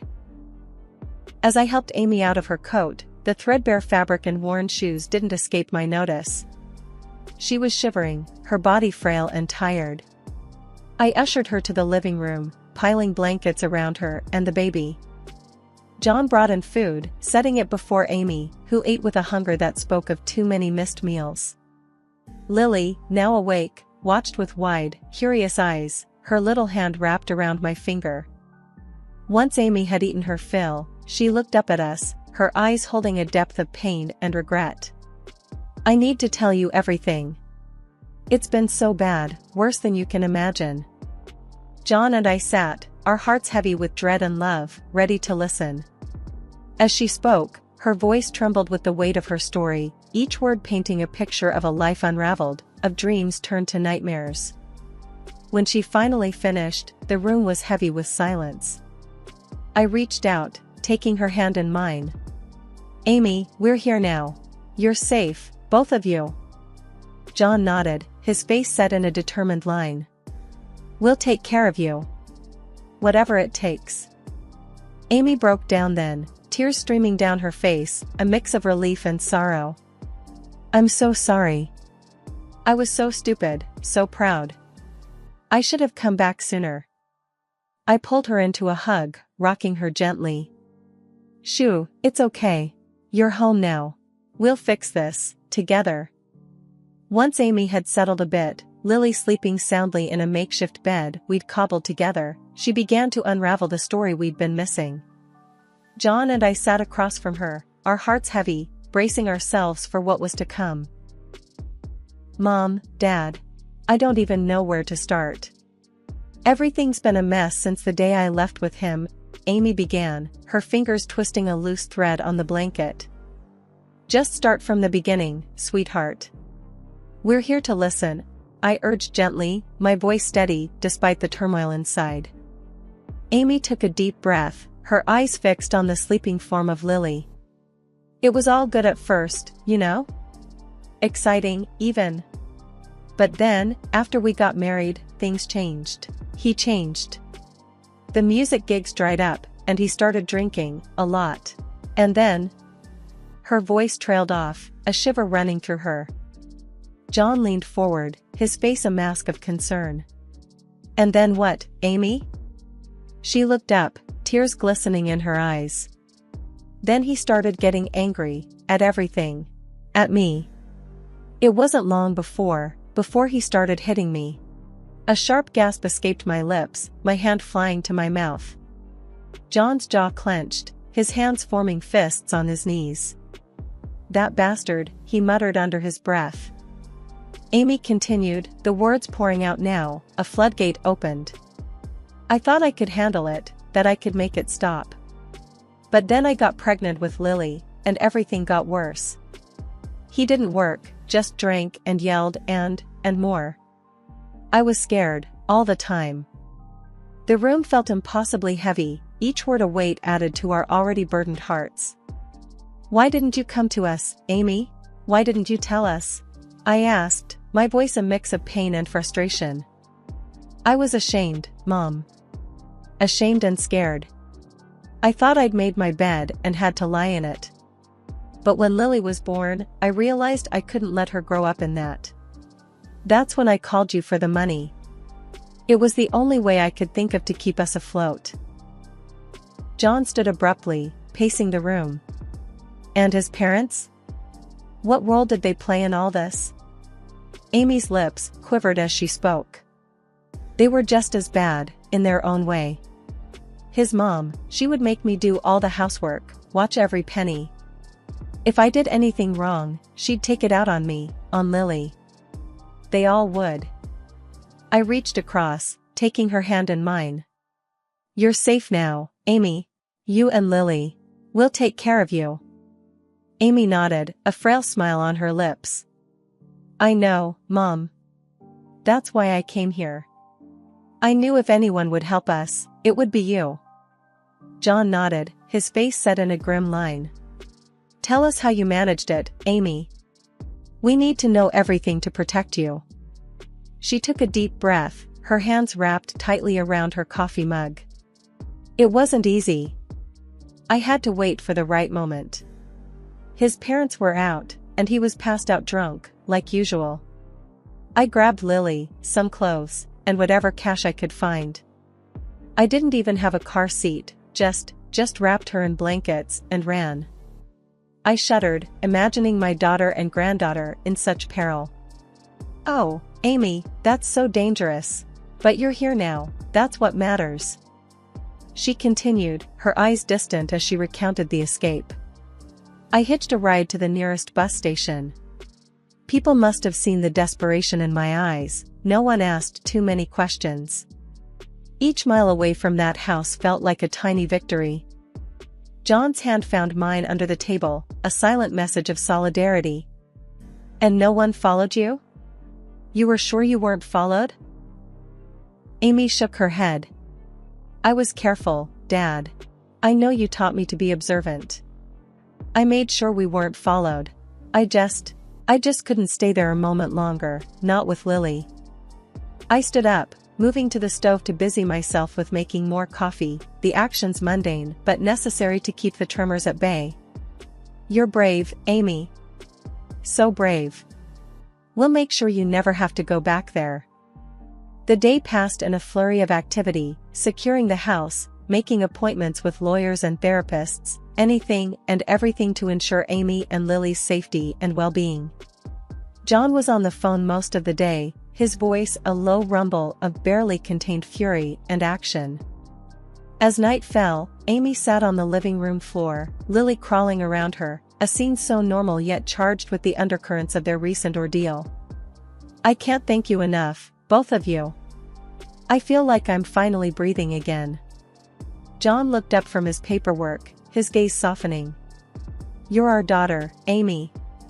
There's nothing we wouldn't do for you and Lily." I sat down beside her, the carpet soft beneath me. "We meant it when we said forever, Amy. Forever means through the hard times too." She leaned against me, her body weary but her spirit flickering with the start of something new, hope, perhaps, or the beginning of healing. "I know, Mom. I know." As we settled in for the night, the house felt different, as if the very walls were bracing to protect its inhabitants. Amy and Lily slept in the guest room, their breaths soft and even in the quiet. John and I lay in bed, our hands clasped between us, a silent vow to face whatever came next together. The escape to safety was just the beginning, but as I drifted off to sleep, I knew we were ready for it. Ready to fight, to protect, and to heal. Our family, once broken, was mending, one day, one moment at a time. With resolve hardening in our hearts, John and I drove to the address Amy had tearfully provided. The house loomed ahead, shabby and forlorn, a stark contrast to the warm, loving home we had left. "Ready?" John asked, his voice a low rumble of contained anger. I nodded, bracing myself for what was to come. We walked up to the decrepit door and knocked firmly. Shuffling feet approached from inside, and the door creaked open to reveal Amy's husband, a picture of neglect and disdain. "We need to see Amy and the baby," John demanded, his gaze steely. The husband, with a dismissive snort, replied, "They're sleeping." "What do you want at this hour?" The blatant lie made my blood boil. "Sleeping? Don't play dumb. Amy's been with us since yesterday. She told us everything," I snapped, my voice sharp with fury. Behind him, his parents appeared, their expressions sour and defensive. "What's all this about?" "Our daughter-in-law is fine, just sleeping off her tantrums," the mother sneered, a vile attempt at nonchalance. John stepped closer, his presence imposing. "You think we're fools? Amy's safe from your abuse now. She's at our house, and she's told us everything." The trio exchanged nervous glances, the facade crumbling. "You can't prove anything," the father blustered, trying to regain some ground. Without a word, John reached into his coat and flashed his police badge. The effect was immediate. Their faces drained of color, their previous arrogance replaced by fear. "We're just a family trying to get by," the mother whimpered, her bravado gone. John's voice was cold, the anger controlled but palpable. "A family that preys on its weakest members? I don't think so. You'll be hearing from us, and from the authorities." We turned and left them there, standing in their doorway, the reality of their situation sinking in. As we drove away, the weight of what we had started hung heavy in the air. Amy, holding Lily close, met us as we walked in. Her eyes, filled with a mix of hope and fear, searched ours for answers. "They're scared now, Amy. Scared of the consequences. You and Lily are safe," John assured her, his hand resting on her shoulder. The night closed in around us, the house a sanctuary against the darkness outside. As we settled in, I felt a mixture of exhaustion and relief. The first step had been taken, the demons confronted. And though the journey was far from over, we had faced it together, a united front against the past and whatever future might bring. Our family, once fractured, was finding its way back, one truth, one moment at a time. The morning after confronting Amy's in-laws, John and I sat at our kitchen table, a silent agreement between us. Today we would ensure justice for Amy and Lily. John, with his years of experience on the force, made calls, his tone official and stern, setting the wheels of justice in motion. "Amy, can you tell us everything again?" "The authorities will need your statement," John said as he prepared a notepad, his expression serious but encouraging. Amy nodded, a determined glint in her eyes, despite the shadows of her recent past. "Yes, I'll tell them everything. They need to know what he did, what they all did." As she recounted her story, her voice trembled but never broke. She was a portrait of courage, a stark contrast to the frightened girl who had appeared on our doorstep. "And when Lily was born, things got worse. I was isolated, controlled. I couldn't let her grow up in that." I reached over, squeezing her hand. "You're doing the right thing, Amy. They won't hurt you or Lily ever again." Hours passed, filled with calls and visits from officers and lawyers, each step a move towards accountability and protection. Finally, with Amy's statement recorded and the legal process underway, we had a moment to breathe. "Mom, Dad, will they go to jail?" Amy asked, her eyes searching ours for assurance. John nodded, his voice firm. "They're facing charges of abuse and extortion. It's a strong case, especially with your testimony. They won't be free to hurt anyone else." The relief in Amy's eyes was palpable. She hugged Lily to her, whispering words of love and safety to her daughter. The day turned to evening, and as we sat together, a sense of calm settled over the house. "I can't believe it's finally happening," Amy murmured, a small smile touching her lips.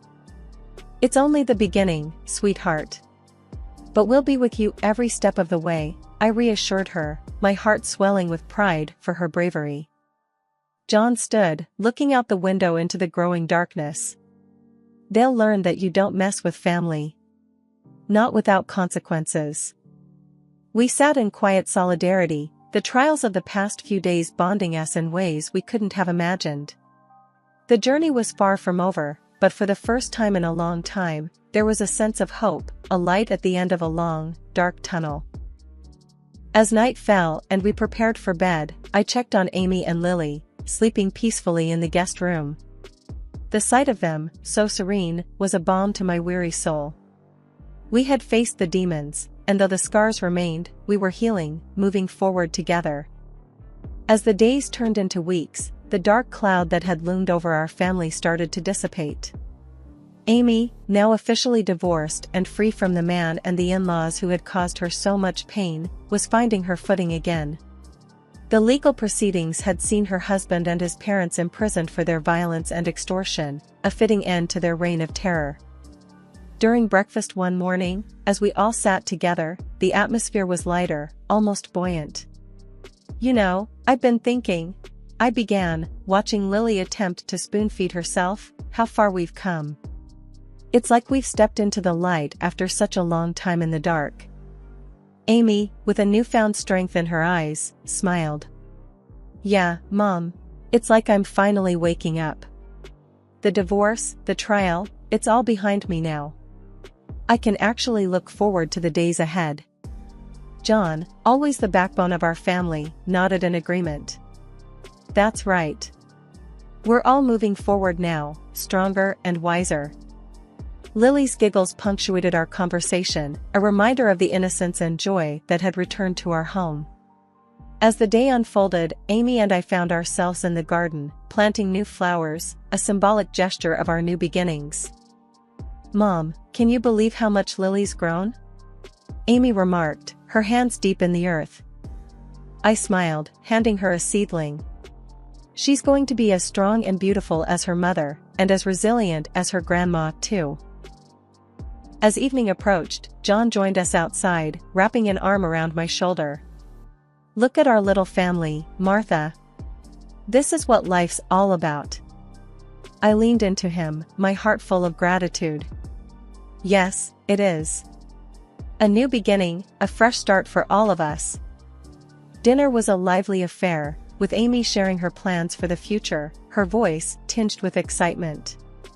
"I'm thinking of going back to school, maybe even starting my own business. I want Lily to have a life filled with possibilities." John raised his glass, his eyes shining with pride. "To new beginnings, to family, and to justice. May we always find strength in each other." We toasted to our future, the sound of our glasses clinking a sweet symphony of hope and determination.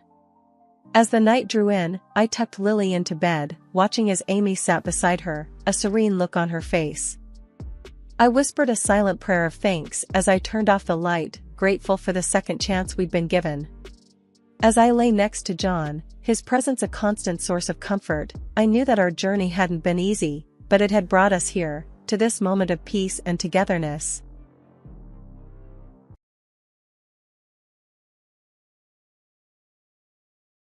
I'm Lily, a 32-year-old woman who believed in the warmth of love and the promise of a shared future. My husband, Ethan, was once the sun in my sky, but over the years, his light has dimmed, leaving me in a growing chill of neglect and harsh words. It started subtly, a missed dinner here, a harsh word there. But then it became our norm. His once tender glances turned cold, and his touches, which used to spark joy, became rare and perfunctory. One particularly cold evening, I was attempting to bridge the distance that had formed between us, setting up a nice dinner hoping to recapture some of our old warmth. "Ethan, dinner's ready," I called out, trying to inject some cheer into my voice. He walked in, his eyes scanning the table, not a flicker of appreciation in his gaze. "You know I don't like salmon," he muttered, his words clipped. "But you used to love it," I replied, the hurt clear in my voice. He shrugged, dismissing my effort and the memories attached to it. "That was then. Can't you do anything right, Lily?" His words stung, each one a reminder of how far we drifted. I bit my lip, holding back tears, as I watched him eat in silence, his indifference a stark contrast to the love-filled meals we once shared. After dinner, as I was cleaning up, the weight of his growing disdain and blame became too much to bear silently. "Why do you treat me this way, Ethan? What happened to us?" I asked, my voice barely above a whisper. He scoffed, standing up to leave the room. "Maybe if you weren't so barren, things would be different. You're just not enough, Lily. Not as a wife, not as a woman." His cruel words echoed in the now empty room, each syllable etched painfully into my heart. I was left alone, with the remnants of a dinner that tasted of lost love and broken dreams. That night, as I lay in bed, Ethan's presence beside me felt like miles apart. I turned away, my silent tears a testament to the cold shift that had taken over our lives. It was clear that I was alone in my pain, my longing for a child turned into a weapon of blame and shame. The next day, I confided in my diary, the only place I felt safe to express my deepest fears and sorrows. "He doesn't see me anymore, doesn't hear me. I'm just a shadow in my own home, a ghost of the woman I used to be." The evening of the family dinner arrived with a tension I could almost taste. Ethan's parents, Mary and George, had always treated me with kindness, a stark contrast to their son's recent coldness. As we gathered around the dining table, the air was filled with the clinking of cutlery and the simmering undercurrent of unspoken issues. George, ever the patriarch, raised his glass to toast. "To family," he declared with a warm smile. "To family," we echoed, our voices a chorus of varying emotions. As the dinner progressed, the conversation drifted to the topic I dreaded most, children. George, with his usual bluntness, broached the subject. "For years, Ethan, Lily. We were hoping for a grandchild to spoil by now." Ethan's mother, Mary, chimed in, her voice gentle yet firm. "Perhaps it's time to consider seeing a specialist. There could be many reasons for not conceiving, and it's best to understand them." I felt Ethan's gaze on me, his eyes like ice. "We know the reason, don't we, Lily?" "It's her," he said, his voice dripping with accusation. The words stung, more so under the concerned gaze of his parents. "It's not just about me, Ethan.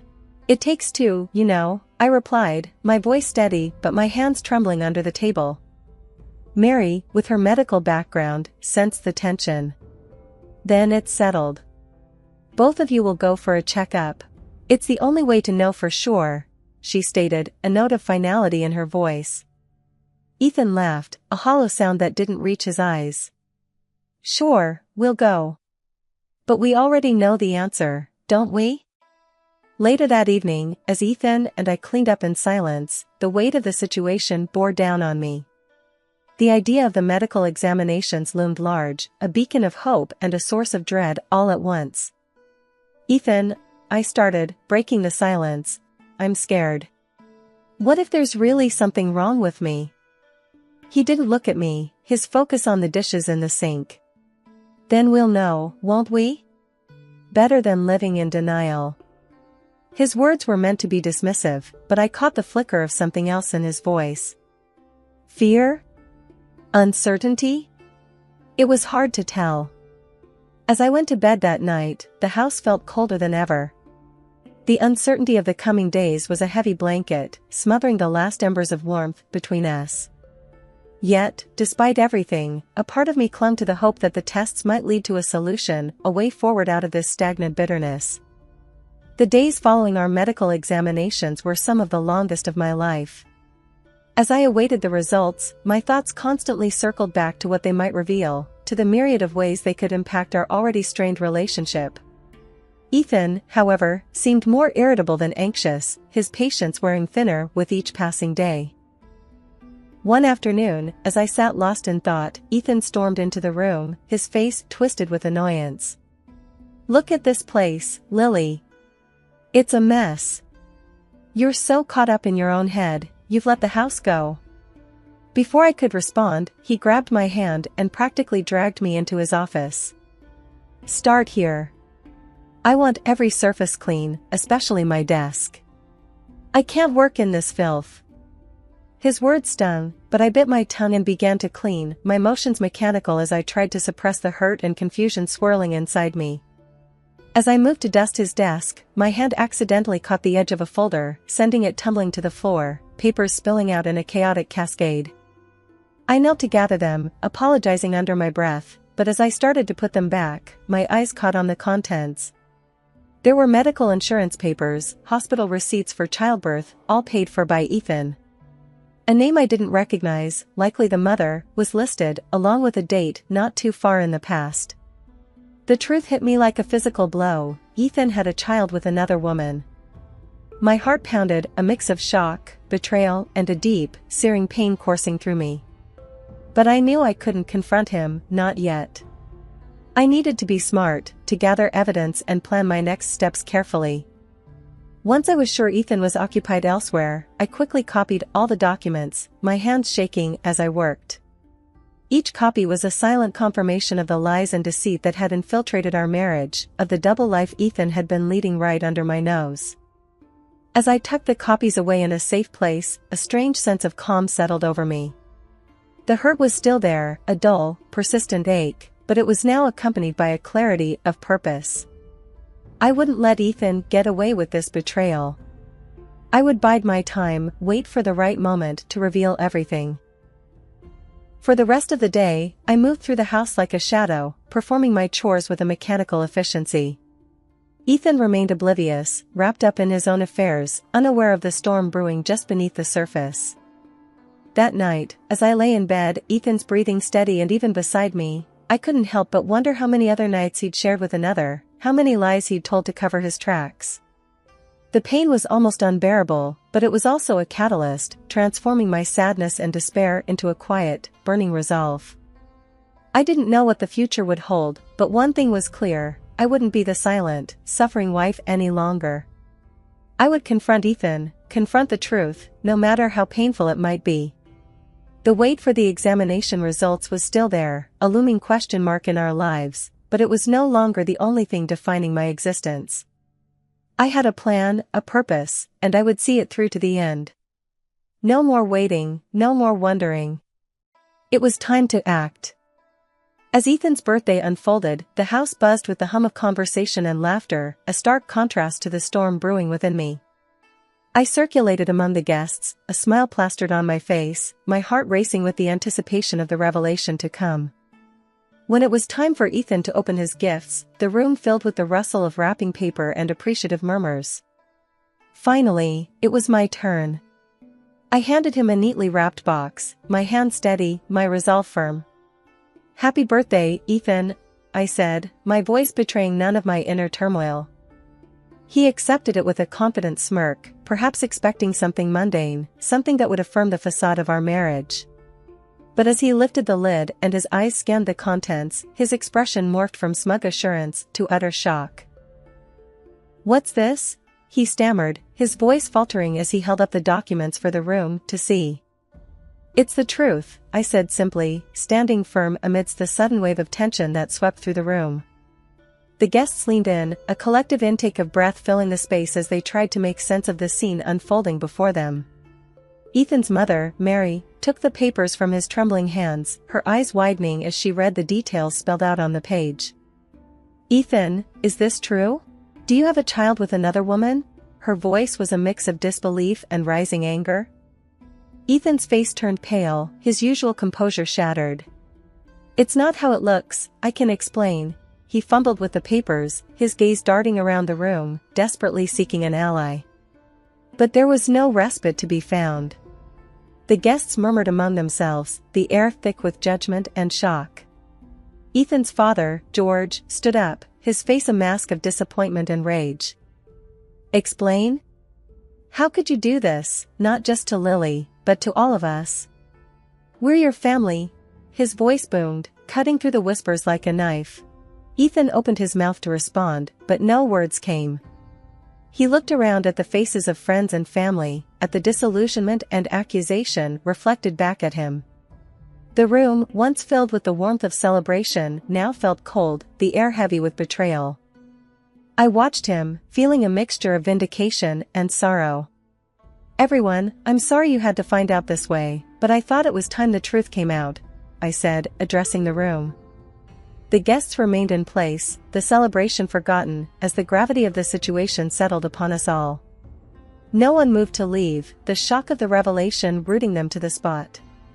The festive atmosphere had been irrevocably tainted, the joy of the occasion turned to ash. Ethan looked around, his eyes meeting mine, and in that moment, I saw the realization of the consequences of his actions dawn upon him. The room stayed silent, the tension palpable, as we all waited for what would come next. The revelation had been made, and now, there was no turning back. As the room's shock over the initial revelation began to settle, I knew it was time to deliver the final blow. Ethan, pale and shaken from the fallout of his exposed secrets, was still grasping at strangled threads of dignity when I stepped forward, holding another set of documents. "Ethan," I began, my voice clear and unwavering, "there's more you need to know." I handed him the envelope containing the medical results we'd both been anxiously awaiting. The room, already thick with tension, seemed to hold its breath as Ethan's hands trembled slightly while opening it. His eyes scanned the contents, and the color completely drained from his face, leaving him ghostly pale. "What is it, Ethan? What does it say?" his mother, Mary, demanded, her voice sharp with concern and growing anger. He couldn't speak, couldn't even lift his gaze from the paper that spelled out a truth so ironic it was almost poetic. He was the one who was infertile. I spoke up, filling the heavy silence. "The tests show that Ethan is infertile. It's not me who's been unable to conceive." The revelation hit the room like a physical force. Whispers erupted among the guests, a mix of sympathy for me and disbelief at Ethan's situation. His parents, Mary and George, looked from the papers to their son with expressions that morphed from shock to anger. "Infertile? But you blamed Lily all this time." Mary's voice cracked, her disappointment palpable. George stood, his disappointment hardening into a cold fury. "You've not only been unfaithful and lied to us all, but you dared to shame and blame Lily for something that was your own issue." The accusations flew, thick and fast, each one landing like a blow. Ethan's facade of control shattered completely, leaving behind a man I barely recognized. He was no longer the confident, sometimes arrogant person I had married. Instead, he was small, exposed, and undeniably alone. "But I didn't know," he stammered, his voice barely a whisper against the storm of condemnation. "It doesn't matter if you knew or not," George boomed, his voice resonating with finality. "You've deceived everyone here, most of all Lily." The room buzzed with the weight of betrayal and deceit. Ethan's life, once so orderly and controlled, was unraveling before our very eyes. His once loving parents now looked at him with eyes filled with something akin to strangers' disdain. As the room processed the news, Ethan's mother, Mary, turned to him with a mixture of anger and disbelief. "Ethan, if you're infertile, then who is the father of your mistress's child?" The question hung in the air, heavy and ominous. Ethan's shock was apparent, his face contorting into an expression of disbelief and betrayal. I don't know. I never considered she might be cheating on me too." The admission sent a ripple through the room, the guests exchanging looks of disbelief and pity. George, Ethan's father, stood up, his stature commanding the attention of everyone present. "You've been deceived, son, just as you've deceived us all. It's a bitter irony that's hard to swallow." The accusations continued to fly, each word a nail in the coffin of Ethan's once neatly arranged life. His parents, once his staunchest supporters, now looked at him with eyes filled with disappointment and a deep, unspoken sadness. They had lost a grandson they thought they had and were now grappling with the reality of their son's deceit and the complexities of his betrayal. As the gravity of the situation sank in, Ethan seemed to crumble, his usual arrogance and control evaporating into the charged air of the room. I need to figure this out. I need to understand what's happened," he murmured, more to himself than anyone else. The guests began to leave, the atmosphere too charged with anger and disillusionment to bear. Ethan's parents remained, their expressions grim and thoughtful, a stark contrast to the joy and celebration that had marked the beginning of the evening. The room emptied until it was just Ethan, his parents, and me. The silence that followed was a testament to the broken relationships and trust that lay in tatters around us. Ethan's world had come crashing down, and as he sat there, head in his hands, it was clear that the journey ahead would be a difficult one, filled with introspection, legal battles, and the daunting task of rebuilding his shattered life. For me, the revelation of the medical results was a vindication of sorts, but it was also a reminder of the complex web of lies and deceit that had ensnared us all. As I looked around the room, at the faces of those I had once considered family, I knew that while this chapter was closing, the story was far from over. There were questions to be answered, wounds to heal, and a new path to forge. The tables had turned, indeed, but the full extent of the fallout was yet to be realized. The dust had barely settled after the revelations of Ethan's birthday when I found myself navigating the aftermath of our shattered marriage. The house, once filled with shared dreams and laughter, now echoed with the heavy silence of our broken vows. Ethan, a mere shadow of the man I once knew, tried to approach me the morning after, his eyes rimmed with red, a mix of sleeplessness and perhaps regret. "Lily," he started, his voice hoarse. I don't even know what to say." "What is there to say, Ethan?" I replied, my voice steady, a stark contrast to the turmoil inside. "The truth is out. There's no taking it back." He ran a hand through his hair, a familiar gesture that now seemed foreign. "I know I've messed up, more than I can ever fix. But I was scared, Lily. Scared of what it meant to be infertile, to not be able to give us, what we wanted." I sighed, feeling the weight of his words, yet unable to fully comprehend the depth of his deceit. "Being scared doesn't excuse your actions, Ethan. You lied, you cheated, and you hurt everyone around you, especially me." He nodded, the fight seemingly gone from him. "I know. And I'll do whatever it takes to make it right, if not for us, then for my own conscience." The room grew quiet, the air between us thick with unsaid words and unresolved pain. I knew that the path ahead was one I would have to walk alone, the trust and love we once shared now just remnants of a past life. In the days that followed, I took action. I met with lawyers, collected the necessary documents, and filed for divorce.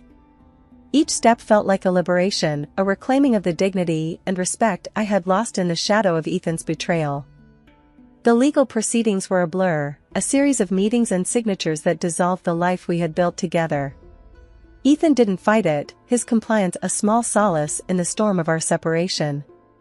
As I walked out of the lawyer's office, the final papers in hand, I felt a mix of relief and sorrow. My marriage was over, the dreams we shared irreparably damaged. Yet, I also felt a spark of hope, a sense that from the ashes of this ordeal, a new, stronger Lily was emerging. The community, once so integral to our lives, watched from a distance, their whispers and pitying glances a constant reminder of the scandal that had unfolded. But among the murmurs, I also found support, friends and neighbors reaching out with offers of help and words of encouragement. One afternoon, as I sat in the garden, the sun warming my face, Mary came to visit. Her eyes were kind, but I saw the hurt that still lingered there. "Lily, I just want you to know, we don't blame you. You've handled this with more grace than anyone could expect," she said, taking my hand in hers. I looked at her, the woman who had been like a mother to me, and felt a pang of shared loss. "Thank you, Mary. I just wish things could have been different." She squeezed my hand, a silent acknowledgement of the complex tangle of emotions that surrounded us. "You'll always be part of this family, Lily. No matter what." The conversation lingered in the air long after she left, a bittersweet reminder of the ties that still bound me to the life I was leaving behind. As I packed up my belongings, each object a memory of the life Ethan and I had shared, I realized that this wasn't just an end, it was also a beginning. A chance to rebuild, to rediscover who I was outside the shadow of my marriage. And as I turned the key in the lock one last time, leaving behind the house that had been my home, I knew that this wasn't just a farewell. It was a declaration of independence, a first step into a future that, while uncertain, was entirely my own. The finality of signing the divorce papers was both liberating and somber.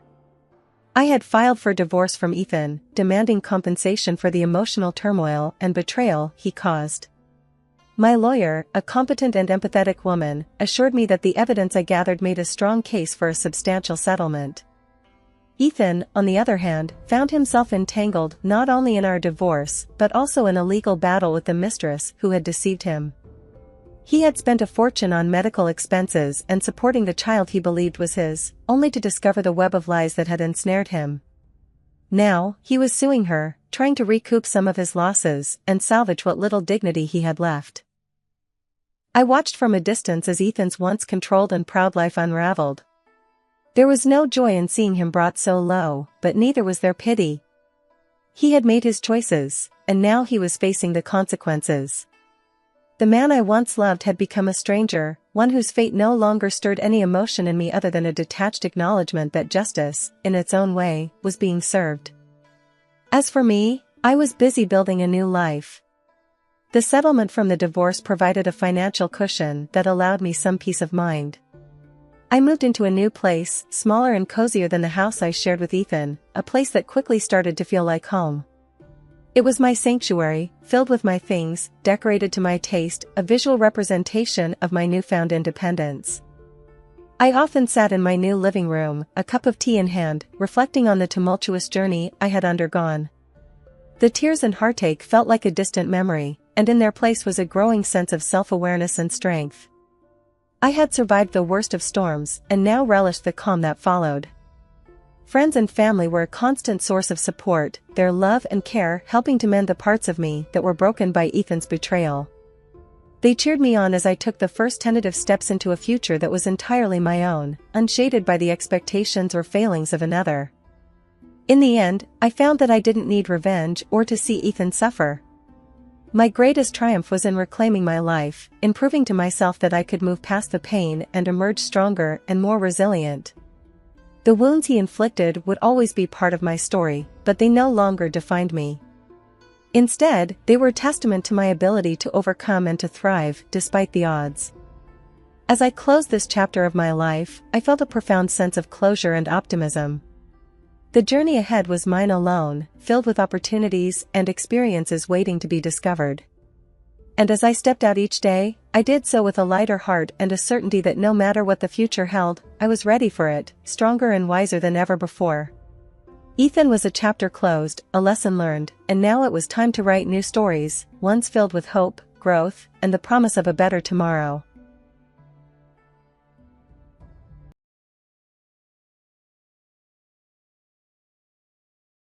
I'm Zoe, a 28-year-old librarian with a past that reads more like a thriller than a quiet bookworm's life.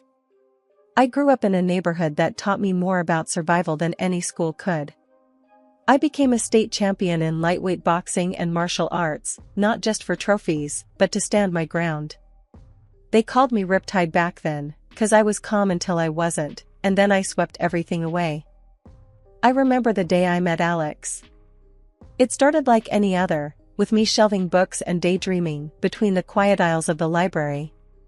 But as I left work that day, some wannabe tough guys decided I was an easy target.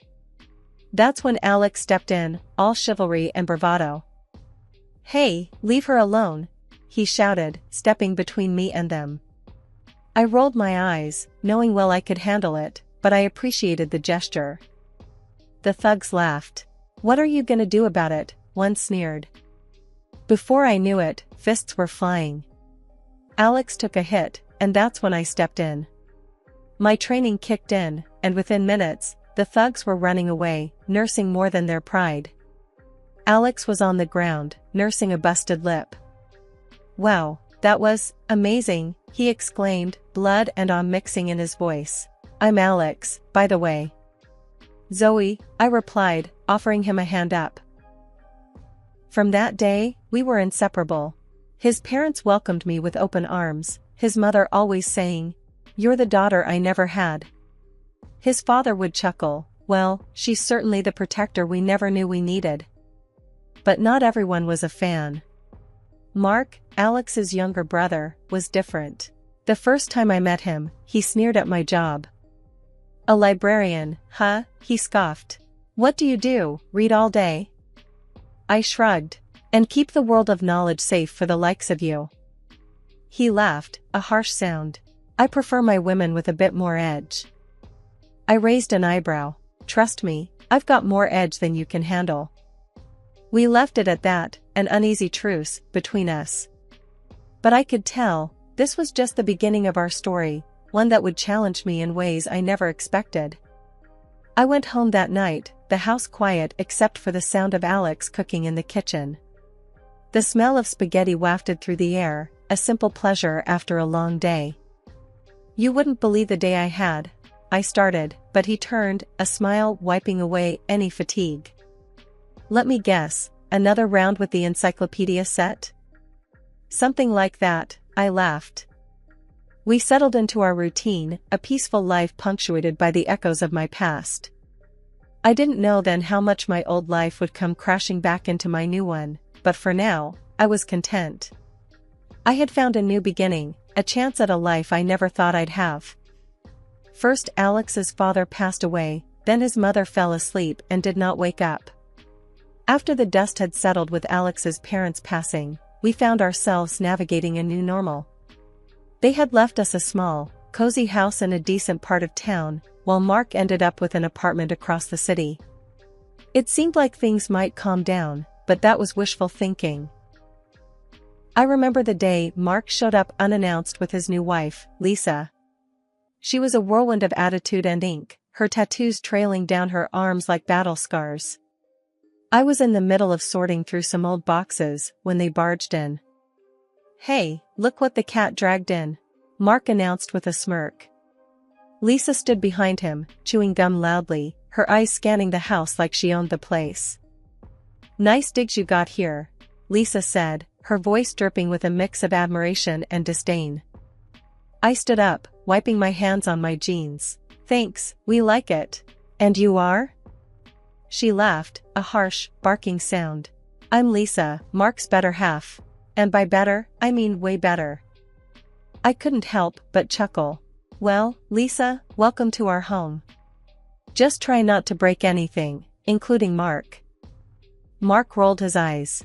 Always the joker, huh, Zoe? But seriously, this place is way too nice for a couple of bookworms. You should see the dump we're in. Lisa chimed in. Yeah, we were thinking, maybe we could swap, you know? You take the apartment, and we take this little paradise. Alex, who had been quiet until then, laughed. I think we'll keep what's ours, thanks. The conversation was tense, the air thick with unspoken challenges. Lisa strutted around the house, her every move calculated to intimidate. But I wasn't one to back down. Listen, Lisa, I started, my voice steady. This is our home, and you're welcome as family, but don't overstep. We all got to live our own lives. She snapped her gum and stared me down. Oh, I'm just getting started, honey. I like a challenge, and this place, she gestured around, is going to be mine. The audacity was almost laughable. Almost. I exchanged a look with Alex, who shook his head slightly, a silent message to let it go for now. They didn't stay long after that, but the tension lingered like a bad smell. After they left, Alex and I sat down in the living room, the silence between us heavy. Can you believe them? I finally said, breaking the quiet. Alex sighed, running a hand through his hair. Mark's always been a handful, but Lisa, she's something else. I can handle her, I said, more to myself than to him. I've dealt with worse. But as the days turned into weeks, and the weeks into months, that encounter marked the beginning of a series of events that would test our patience and our resolve. Lisa's bold claim on our home wasn't just idle talk. It was a declaration of war, and we were right in the crosshairs. The trouble began in small, annoying ways at first. I'd wake up to find trash thrown over our fence or nasty words spray-painted on the side of the house. Get out, they'd say, or not welcome. It was juvenile, but it set me on edge. I had a feeling Lisa was behind it, a suspicion that was confirmed when things escalated. One morning, I found a dead bird lying on our doorstep, a twisted warning. I remember standing there, staring down at it, the anger boiling inside me. I scooped it up with a shovel, my mind racing with dark thoughts. I decided to let it slide for the moment, but then Lisa took it a step further. She came strutting into the library one afternoon, a smug look on her face. I was reshelving books, and she made a beeline straight for me. "Hey, book nerd," she called out, loud enough for everyone to hear. I turned, keeping my face neutral. "Can I help you?" She smirked, her eyes glinting with malice. "Just wanted to see where the famous Zoe spends her days. Quite the boring life you've got here, huh?" I shrugged, trying to keep it cool. "It's a living." "What do you want, Lisa?" She leaned in close, her breath reeking of cigarettes. "Just a friendly visit. But let me give you a little advice. Give up the house, and all this," she gestured around, "stops. Simple as that." Before I could reply, she started knocking books off the shelves, her laughter echoing in the quiet room. I grabbed her arm, stopping her. "Enough, Lisa. Leave now, or I'll call the cops." She yanked her arm free, still smirking. "You wouldn't dare." "See you around, Zoe." I spent the next hour picking up books, my mind a whirlwind of anger and frustration. I wanted to fight back, to put her in her place, but I remembered my promise to stay calm. I couldn't let her see she got to me. That evening, I called Mark, hoping maybe he'd see reason. "Mark, your wife's out of control. She came into the library today, caused a scene. It's got to stop," I said, trying to keep my voice steady. There was a pause, and then he laughed. Zoe, always so dramatic. Lisa's just having a bit of fun. But I'll tell you what, you give us the house, and I'll make sure she leaves you alone." I clenched my fist, feeling the old fire rise. "That's not going to happen, Mark. Control your wife, or I'll take matters into my own hands." He scoffed. "Big words, Zoe. Just remember, you started this." We hung up, the threat hanging heavy in the air. I didn't tell Alex about the call, not wanting to worry him more than necessary. But I knew things were about to get a lot worse. It was only a matter of time before Lisa or Mark made their next move, and I had to be ready. The tension was like a thick fog, hanging over our home and seeping into every corner. I could feel it, a constant reminder that things were far from okay. It wasn't just the vandalism or the threats anymore. It was the waiting, the not knowing when or what would come next. One evening, as I walked home from the library, my nerves were on high alert. The streets were unusually quiet, the silence amplifying my anxiety. That's when I saw him, Mark, staggering down the sidewalk towards me, a bottle in one hand and a look of drunken fury on his face. "Hey, Zoe," he slurred, his words soaked in alcohol. "Thought you could ignore me, huh?" I stopped, my heart pounding. "Mark, go home. You're drunk." He sneered, taking a step closer. "This is my family's home you're living in. You don't belong here."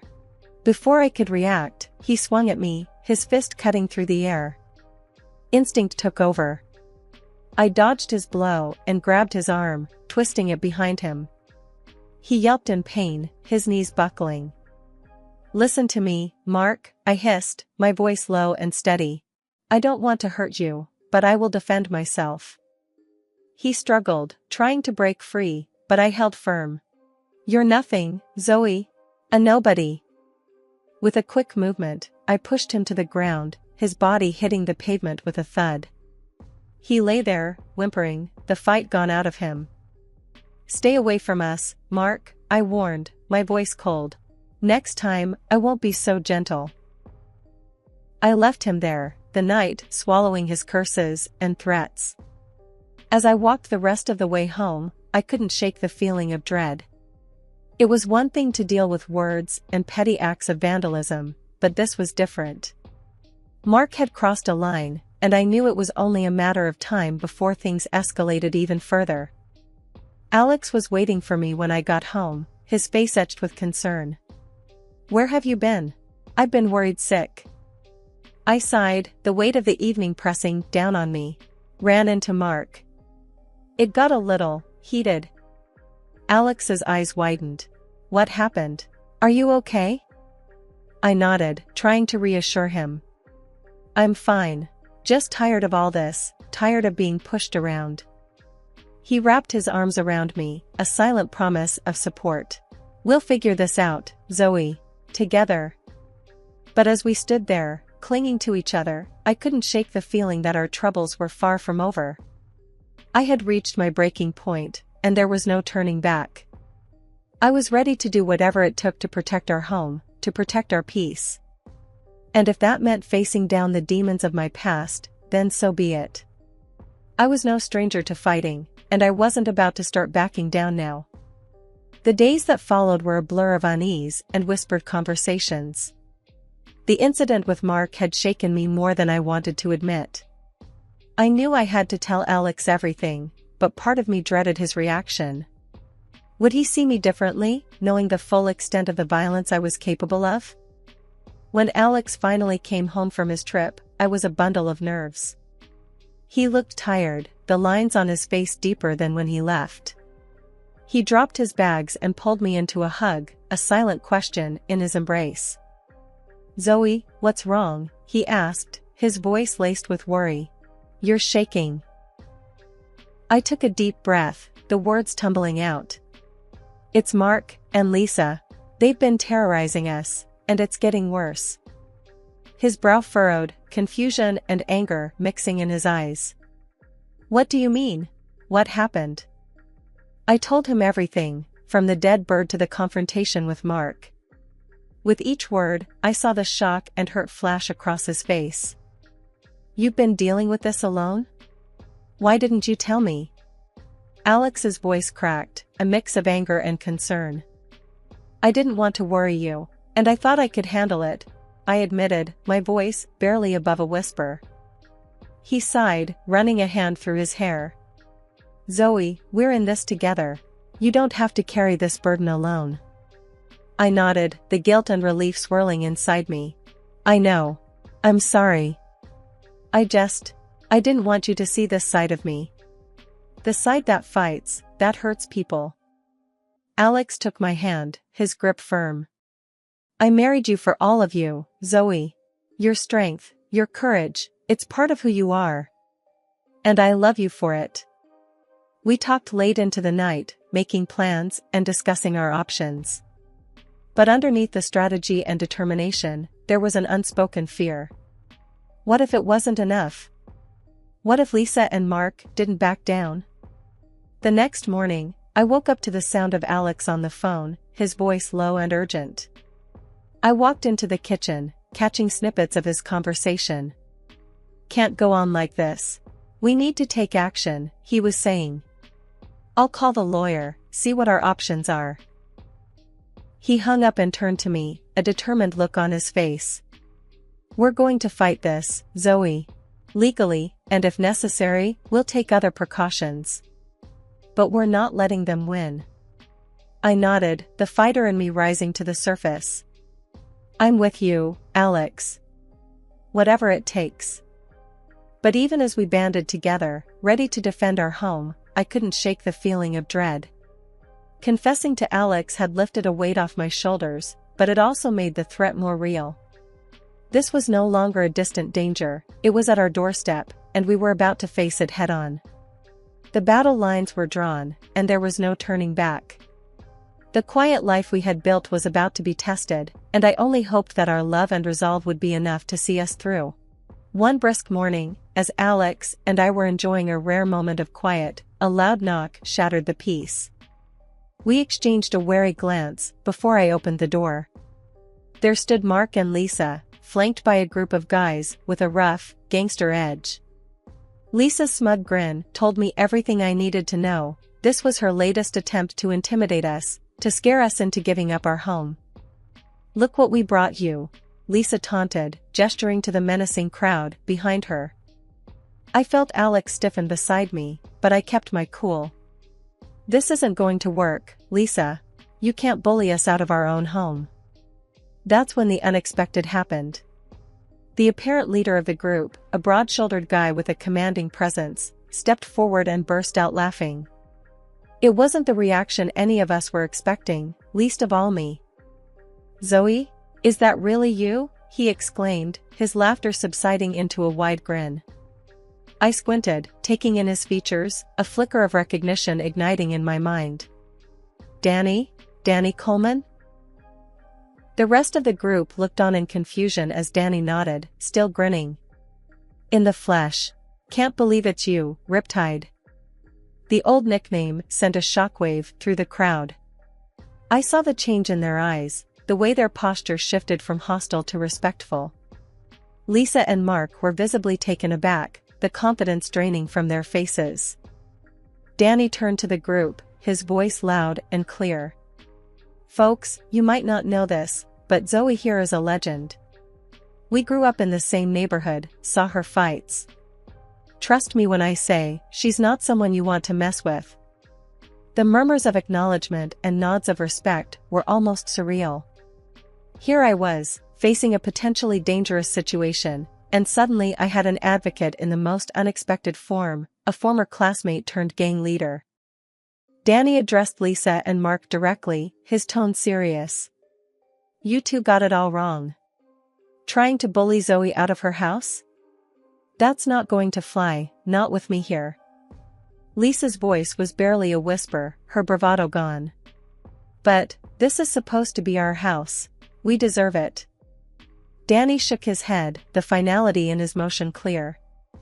"You don't deserve anything by terrorizing people, especially not someone like Zoe." He turned back to me, his expression softening. "Look, I know we've had our differences in the past, but no one messes with you. Not on my watch." As they left, with Lisa and Mark trailing behind, a defeated duo, the neighborhood's silence returned. But it was a different kind of quiet now, one filled with newfound respect and an unexpected sense of security. I closed the door, leaning back against it, the adrenaline slowly ebbing away. Alex wrapped his arms around me, a mix of shock and relief on his face. "I can't believe that just happened." I smiled, the tension finally releasing. "Neither can I. But I'm not complaining." We had faced down a threat with the most unlikely of outcomes. As I looked out the window at the retreating figures, I realized that sometimes, the past doesn't just haunt you, it comes back to lend a helping hand. And with that thought, I knew we were going to be okay. We had stood our ground, and we had won. After the standoff with Danny and his crew, things took a swift turn. The air around our little home was charged with a sense of change, a palpable shift in the winds that had been threatening our peace for so long. The first sign of this change came unexpectedly, just a few days later. I was out in the garden, tending to the roses that had started to bloom again, when I saw Lisa, her usual brashness replaced with a hunched, defeated posture. She was alone, without Mark or any of her so-called friends. She barely glanced my way as she made her way to her car, piled with boxes and bags. It was clear, she was leaving. The news spread quickly. Danny, the unexpected ally from my past, had made good on his word. He kicked Lisa out of the gang, severing her last ties to the community she'd tried to dominate. Without the backing of her tough friends, Lisa no longer felt safe or powerful in the city. Her departure was quiet, almost unnoticed, a stark contrast to the loud, defiant character she had always portrayed. Mark was next. He came by a few days after Lisa's departure, his car filled with the last of his belongings.